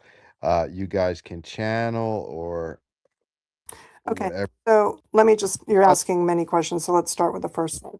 I'm not anti Oh, religion. I'm saying you can have your religion. Religion's just a map of consciousness that you're choosing to follow, and it's fine. There's nothing wrong with it as long as it leads you to love, helping your neighbor, truly acting like what people call Christians. Unfortunately, a lot of Christians use the Bible to abuse and judge others. That's when you're actually not really following the true template of Yeshua or Jesus. So I'm just saying, I don't always see Christian people who say they're Christians and go to church on Sundays and practice the Bible or read the Bible acting like that, right? It's like it's kind of interesting to me because somebody can say they're a Christian. That doesn't mean anything to me until I see how they act toward people. But your religions are fine. I don't have any issue with it. My mother was Catholic turned Buddhist. My father, who raised me, was Jewish. My biological father was atheist. And I always knew I had to have faith in myself because, again, I had that activation at 5 years old. There was something in me that knew something different from direct consciousness. I wasn't buying into any of those programs, let's call them for lack of a better word. And there's many of them on the planet. And there's 173 plus different versions of the Bible for a reason. So we get to look at how all this plays out in our mind and how much does it control our consciousness, and then decide, do we want to liberate our consciousness and take what works, take what feels good, take what makes sense to our hearts and lead from the heart and listen to the heart? Because if it doesn't resonate with your heart, it's not going to resonate with your body. If it doesn't resonate with your body, you're not going to be moving forward very well in this whole experience. At some point, your Thank body's you. going to take over. Hopefully that makes sense. so when are all channeling or whatever it is you call it, how do you know what you're talking to is actually who you're talking to and what they're telling you is actually the truth? I could take this There's question. nobody telling me anything. That's the difference between channeling and what I call light streaming. When I'm streaming on demand direct, I have regulated my body to do so, and it took me years to do it. I had to like lay on the ground sometimes with sciatica pain because I blew out my suit, meaning my body. I couldn't handle the light. People see light come off my body. I'm not making this up. I can show you pictures. But I'm just saying it takes training. You don't just decide this and you're like, oh, I'm going to go do this. I would never have wished what I do on anybody. Really, it's a lot of work, okay? I've lost a lot in my life to be able to do what I do, right? But Yeshua was one of my mentors. He basically did what I do. He was able to bring correct knowledge directly through. That's what he did. I'm not saying I'm like him. I'm just saying he wasn't the only one on this planet that's brought in truthful information to guide humanity. And I'm just saying maybe expand the mind outside of the proverbial box that you have yourself in and say, okay, maybe there's something else that's beneficial to me beyond what's just in a book, a single book, right? That's all I'm saying. And I'm not saying throw out the book. And I'm not saying it's bad to be a Christian. I'm just saying there could be something beyond that that's going to expand you.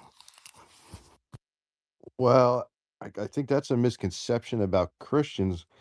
We actually understand and believe that there's other things out there. We're just warned, don't play with that because you don't know what you're playing with or who you're playing with, and that those abilities are real. A lot of people think that, we're just in this little box and we don't believe in any of this new age stuff. We do. We're told, be careful, because when you do that and you open a door, you do not know who you're channeling with, who you're communicating with, and now you're building a relationship with these entities or beings, whatever you want to call them. And we're warned to be careful and not to do that, because you could let things in that are lying to you and not telling you the truth. Absolutely. You have to have protocols. Correct.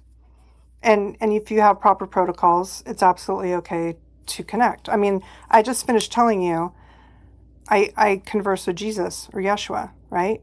However people call him, because there's a debate on that now. So I'm just saying, for me, right, that's kind of like being a Christian. If you have a relationship with Jesus, it's the same thing. If you pray to Jesus and you're talking to Jesus and you're asking Jesus for help, there is no difference. The issue that happens is people start calling it channeling, and then they label it, and then they make it a bad thing, and it's something to fear. Everybody does this. Musicians do this. Artists do this. Whenever somebody picks up a paintbrush and goes to the blank canvas, they are connecting to a higher consciousness, if you want to call it that, the source of creation, God itself, however you want to call it. This is where we get into semantics. But actors do it, artists do it, musicians do it. Everybody who creates is a God stream, period. So it just depends on where you land in your ability to take a leap of faith and say, okay, I know I'm a good person. I know I only allow for goodness. And I know I only want the truth to come into my field. I only allow for the truth. And if you really truly believe that, your belief has a lot to say about these things, right? Then my point to you is, what are you there to fear? If you're only allowing the creator of your soul, which I would say is your authority, your only authority, you can call it God, whatever you want to call it. But that element, if that's all you allow for, and you're laying down your law, and your law is one with that element, then you don't have to have fear. But this is the problem.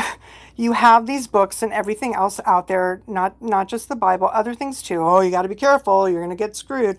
And all I'm going to say to you is, not if you know who you are, not if you take proper, parameters. You set certain boundaries. Yes, you absolutely do. And there are teachers who can teach you how to do that. But again, not everybody's here to do that. Not everybody wants to do that. I'm just doing what I know to do, which is share what I have received from these elements of light, that is the living consciousness of what you would call God, and say, this is what I know to be true. Take it or leave it. I have no attachment. Zero.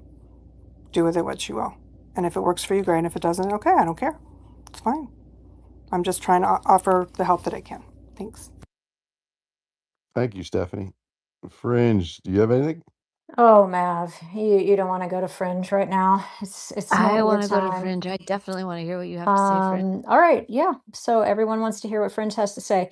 Okay, so Fringe has already been through the abductee, experiencer, near-death experience, channeler, starseed indoctrination program, and come out the other side. I've already been in the cult. I was indoctrinated by the cult. All the things that, bless their hearts, Stephanie and Melissa, and who knows who else is coming up, Miss Morpho maybe, are saying is alien propaganda. Notice, Mav, that all of them are anti-Christian. They're trying to tell us that Jesus was just an ascended master and yada, yada, yada. It's all the exact same message. It might be packaged in a few different ways, but if you listen to them long enough, they all say the same thing, and it is all alien propaganda. And I'm not going to argue with them about it. I'm not going to argue with anyone about it. But I will just say my opinion, and then I'll just kind of leave it there and do with it what you will. Thank you. Yeah, I kind of I kind of felt that way as well. Um, long before I was in the UFO community, I did research and stuff on this stuff, and yeah, I'm kind of yeah. That I'm just agreeing. Go ahead, Channel Zero.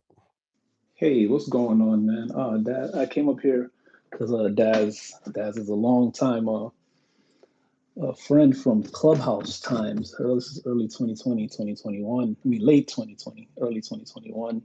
So I came up here. I usually follow him through his rooms, go to his spaces. Um, I've been listening for a while. This is actually my topic. It's funny you mentioned the UFO community because I tell people about 11 years ago, I grew up very religious. Went to Catholic school, grew up Seventh-day Adventist, dated a lot of Baptist women, had a lot of, I was surrounded by religion and atheism both. And there came a point in my life where I was like, all of this religion doesn't make sense. Just giving a brief introduction. And I said, F this religion. And I went down the UFO rabbit hole. And the deeper I went down the UFO and alien rabbit holes, the more I got spun back to the Bible and Christianity. And reading the Bible five more times, I'm lying. And I'm on the sixth time. I'm actually trying to commit the 66 books to memory, which is very hard if you don't have a lot of time to allot to it. But I'm trying. And from my experience in going down the alien rabbit hole and bumping into different researchers, Jacques Vallée being one of them, another guy named Roger Monod, who was he was from Canada back in the 70s. He was an I want to guess, Illuminati, you will call him, member. He did an interview in the 90s about his experiences with seances and things of that nature, and uncovered that what the same as Jacques Vallée did, that what people believe to be aliens are in fact demons. More times than not, people do not know who they're speaking to or channeling when they say they're channeling XYZ. You had asked a brilliant question, which was, how do you know who you're speaking to is what they're speaking to? And that was like a key question that you asked her. I don't know if she exactly answered it. Maybe she did, but I was a little distracted. So that was a key question. A lot of this aliens and demons and stuff has a lot of information and research to back it up. I'm one of those people that has done the research, has looked into near-death experiences. I've even gone a step further into psychedelics. When you go down that rabbit hole, you see how it connects to this channeling as well, in terms of people meeting different entities and what those entities are. I could go on for days about it and explain and break it down how it's more religious than we believe. In fact, our whole political, governmental, military system is more religious than most people would want to believe or admit as well. So I'll just stop there for now and be brief. Don't want to be long-winded. And thank you for having me up here. Oh, thank you, thank you. I'm glad you agree with us. Uh, Go ahead, Miss, and then we'll go to Brett. Yeah, to sort of respond a bit, because kind of painted me with a bit of a light before I even spoke. Um, you know, my message is not anti-Christian, so don't group me in with that. I grew up Christian. I I grew up with kind of a mid um, a middle of the road understanding of Christianity versus complete non-belief, because my mother, um, her mother believed in God, and she believed in God, but her father, my grandfather, who I never met, um, he was staunchly atheistic, and you know, like I used to get comments all the time when I was little that I reminded my mom of her father in a lot of the ways because of the kinds of questions that I would ask, right? Because I was extremely intuitive and perceptive. And this is actually how I would answer the question about how you know what you're dealing with. You don't necessarily need to know the exact name of the entity, right? And not a lot of people will maybe understand this unless they're empathetic or empaths and like sensitive people, but it is a felt feeling when something doesn't resonate with you or when something is being deceptive. It's a felt feeling. And there are people who've spoken about this. There was a woman who went on the Acid for Squares podcast, and she spoke about her own kid. And for one, like when they were younger, supposedly they came to her one time and they said, this world sucks. I don't have my telepathy and I don't have all my abilities. And they were a loving mother and they supported their kid through that journey of understanding that those abilities are real and that even though Earth is more difficult than where they may be used to, they accepted their child in with nothing but unconditional love.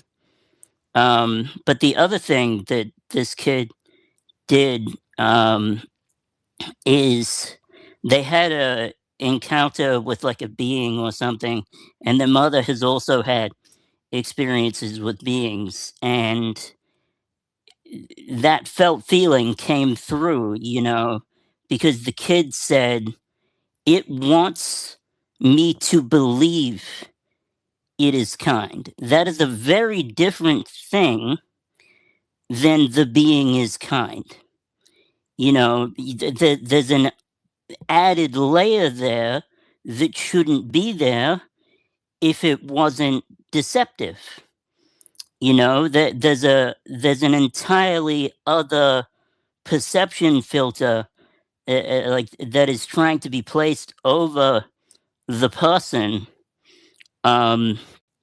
which is what empaths pick up on, that allows them to spot deception. Now, it's not an exact science, I will admit, but I do firmly believe that when you've been through abuse, when you've been through trauma, childhood trauma especially, you gain a sensitivity to be able to tell deception in some sense of the word. You gain the ability to tell when someone isn't being honest with you, when they're putting on a front. And also, empathically, you can also tell when they aren't addressing certain things, because they'll say things like, "Oh, I'm not in a fear mentality," "Oh, I'm not," you know, uh, uh, um, a negative person, and things like that. Um, and the thing that I would add to that too is what ultimately matters is what resonates with you as an individual. I'm not here to tell you what to believe. Uh, you know, um, if you want to believe in magic, all power to you. There are plenty of elderly people who believe in fairies and all kinds of things. All power to them. you know, um, like I have my own experiences. I had an experience when I was a baby, actually, that I don't fully remember. I was told about it after, where you had surgeons and things that were kind of preparing my parents, saying that it didn't look like I was going to survive, right? Because I have a rare musculoskeletal abnormality called chondrodysplasia punctata. It affects my bones and my muscles. and it's affected the way that I've grown. Like I've had pain throughout my entire life, and there were people telling my parents, "You got to prepare for a funeral. You got to prepare for the absolute worst, total doom and gloom." And then there was a woman who came from the spiritualist community, who came from a spiritualist church, and she approached my father and said that angels were watching over that child, meaning me. Well, she didn't call them angels. Apparently, she called them helpers. And my dad eventually kind of acknowledged that and looked up at her and said, that I know this to be true because I was the one who asked for those helpers. And those protectors, those helpers, whatever they are, they might be extraterrestrial beings. I don't know. I'm open to all kinds of possibilities, but it resonates with me wholeheartedly that they protected me back then and they continue to protect me to this day.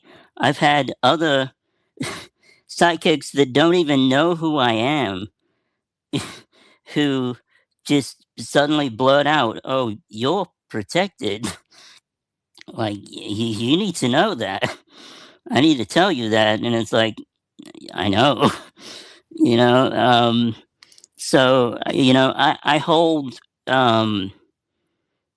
hold paradox for all kinds of possibilities. And I think that's the most important thing, too, is the ability to hold paradox is going to help people a lot as far as what's to come. And again, I fall back on, what resonates with you personally. If you don't agree with the message, totally fine. That's up to you. That's your free will, you know. And yeah, that's kind of where I stand. Thank you, Miss. I appreciate you coming up. I appreciate all the different points of views. I'm just gonna say, I feel like I have to because it's my belief. Be careful with what you guys are doing. Um, I care for you all, and I just don't want you to be misled, lied to. And it's like I said, this is just my belief. Um, watch what you ask for because you will receive it. And I was on my way to become a deacon, and then due to medical reasons, I was not able to. But I know all these things you're talking about and communicating are true. It is possible. Um, I've just been taught not to dwell in that because you don't know who is answering you, and you will receive an answer. And once you build that connection, if these aren't good beings, they are legally under the rules um, that we're guided by, able to stay with you and continue because you reached out and you built a connection. So I just say to everyone, be careful. Um, you don't want to get yourself into spiritual trouble and issues. So we're gonna go to Brett, and then I'm gonna end this. Well, I'll give Fringe the last word, and then we'll go to Brett. Brett, get ready to end the space. What you got going on, brother? Hey, just driving for work. So sorry if my audio's a little rough, Mav.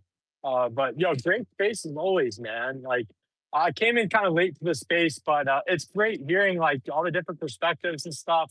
And I totally understand where you're coming from. To heed the warning, like careful, like reaching out to any kind of like exterior entities or anything. Like definitely, I'm not the type like I would never play with a Ouija board or anything, right? But I think people can trust intuition, and of course deception's everywhere, all around us. Yeah, the devil. It's a fallen world we live in. So there's so much this greed, gluttony, lust, anger, pride. Seven deadly sins. There's so much already against us. Now, of course, that's the case of battle. It's a spiritual battle. I mean, it's about going on metaphysically in a whole other realm beyond us. That we don't but in the Bible, I'm a Christian, first off. But, judge me if you may, I'm a Christian mystic because I was Christian first and then leaning towards more New Age. And then I realized that Christ is king, that Christ is truth. And that everything that he said in the whole Bible is like spot on. I do believe it's a blueprint. It's a blueprint of how to live a Christ-like existence. Now, we're always going to fall short. We're always going to sin. But if the repentance is key, if you really truly feel remorseful and you ask for forgiveness, only God is the one who's fit to judge. Only he can judge because I believe he knows your life and your experience through your food. And no one else can fairly judge you because of that. Only he can. And that leads like where's consciousness come from? I think it's streaming in from God, from source. Not to say, any of us are gods or demigods. No, nothing like that. We're silly humans, man. We're just here having the human experience. But the reference I wanted to make in the Bible is it says, do not fear 365 times. So, live every day without fear. Don't let fear, you know, don't let it hold you down. Don't worry too much, but certainly know, like, there are negative entities or vibes that are trying to stray you away or steer you off the path. A lot of distractions, a lot of earthly desires. But I do believe we are spiritual beings having a human experience. But that's a whole bunch, man. Great space, man. Thanks for having me up. Hey, Mav, can I just throw in a quick word to respond to the testimonies that have been given? I said earlier, Sure. thank you. I said earlier, I've come out of the world of the occult into Christianity. Now, I was a psychic, I was a medium in seances, I was a tarot reader, and I channeled entities. I communicated with these people. They said I was blessed, I was special, had one specific entity that was protecting me. And when I had a one-on-one encounter with Jesus Christ, and he spoke to me audibly, and I surrendered and gave my life to him, all those that said they were protecting me and they were here for my benefit, they turned on me, and they turned on me viciously and have tried to kill me. So I would re-emphasize, please be very wary who you're talking to and what the source is. And the one thing that never got brought up is what is their agenda in talking to you. So please just be very, very careful because this is a very deceptive world. The spirit realm that we're all acknowledging exists is a very deceptive place. And if you're going into it without the correct protection, you're doing nothing but asking for very severe trouble. Thanks, Mav. Can I No, just thank you. say Thank you, something real Bart. quick? Uh, Now we're gonna end the space. I appreciate you, Melissa. We're gonna go to Fringe, but we going for 3 hours here. So let Fringe get her final word, and then I'll take us out. Great space, Mav. Thanks for letting me be here. We had a really great conversation. A lot of really great speakers, a lot of good input. I want to just kind of second what Bartimaeus had to say. I very briefly mentioned I've already been through this Starseed cult programming. I've already done everything that Miss Morpho is talking about, Stephanie and Melissa. I've done all of that. I already did it. I already went through it with these same entities. And very much like what happened with Bart, everything was all great until I literally chose Christianity and woke up on the table with my guts hanging open. I was split open from my belly button down all the way through my backside. So it's all well and good that you think you're talking to entities who have your back or they saved you or, they did this or that. try going against them and see where it ends up. And Mav is coming from a good place. Believe it or not, even though I speak very frankly and very directly, and I can be offensive to some people, I am also coming from a good place. I am coming from the place of this is a spiritual war. Every one of our souls are at stake. Where we end up in the afterlife can very much depend on the entities we align with right now, today. I can promise all three of you and many other people listening in this community, you are aligning with the wrong entities. I have no problem saying it. It doesn't matter to me if you don't like what I'm having to say. I have already been in your shoes. I know exactly how this ends, and it doesn't end well. So I am here, and I take a lot of abuse from this community because I actually do care about every single person here. And so do what you will. You know, maybe nothing we've said today can change your mind, but maybe someday in the future, when you piss these entities off and you end up on the wrong side, you'll remember this conversation and try to extricate yourself from where you're at. And I do want to emphasize how incredibly important these kind of spaces are. It is a spiritual war, and we are only here for a very short time, but where we spend eternity matters more than where we're spending this lifetime. So I wish you guys all well. Thank you so much for the conversation, Mav. Bart, I think it takes an incredible amount of courage especially for men, to discuss the things we discussed today. Thank you so much for being here. And I appreciate you, Mav, and everything we talked about today. Oh, I agree with you 100%. Bart, thank you so much for sharing what you did, especially with the SRA stuff. I know how personal that could be, but I thought that was important for people that weren't aware of what that was to have an idea, and you did a splendid job explaining that. Very classy, and God bless you. And everyone on here, just because we don't agree, like Fringe said, I do care about every single one of you. I know Melissa mentioned something about not being safe. Please, I hope you are safe. And if you can, reach out to someone who can make you or put you have you in a safer space. I'll pray for you to make sure you're good throughout the night. You sound like a very nice young woman. Stephanie, thank you. Miss, thank you. Don't agree, but hopefully we can learn. And like Fringe said, I'd feel guilty if I did not give you my opinion on it and ask you guys just to be careful and be safe. Matt, I would feel guilty. really quick, I just want to be clear because this obviously got missed. Yeshua is the main person, if you want to call it an entity, but Jesus, Yeshua, right, is my main guide. I mean, that's the one I always go through. So it's essentially close to what Brett was talking about, Christian mystic, if you will. But that's what I'm trying to say to you. I think there's a misconception that I'm talking to beings and entities and channeling and being a medium. That's not what I do. So I just want to be clear on that because it's very different what I do than most people. So just that's all. Thanks. No, thank you. Yeah, I'm not holding anything against you. I love you all. I appreciate all of you pulling up to the space because I think it's good dialogue.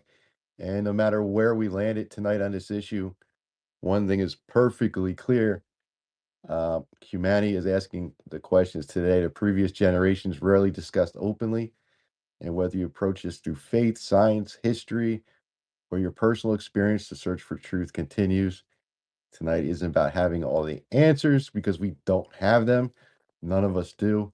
It's about asking better questions. And I hope we did that tonight. And I appreciate all of you attending. I run spaces 7 days a week, 7 p.m. Eastern Daylight Time. And would love to have you all back. And I appreciate y'all. And like I said, Melissa, please, if you can, and you feel yourself in danger, please find some help. And like I said, I'll pray for you.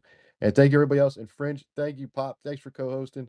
Everyone else who pulled up, everyone in space. Have a great Monday night. I'll see you all tomorrow at 7 p.m.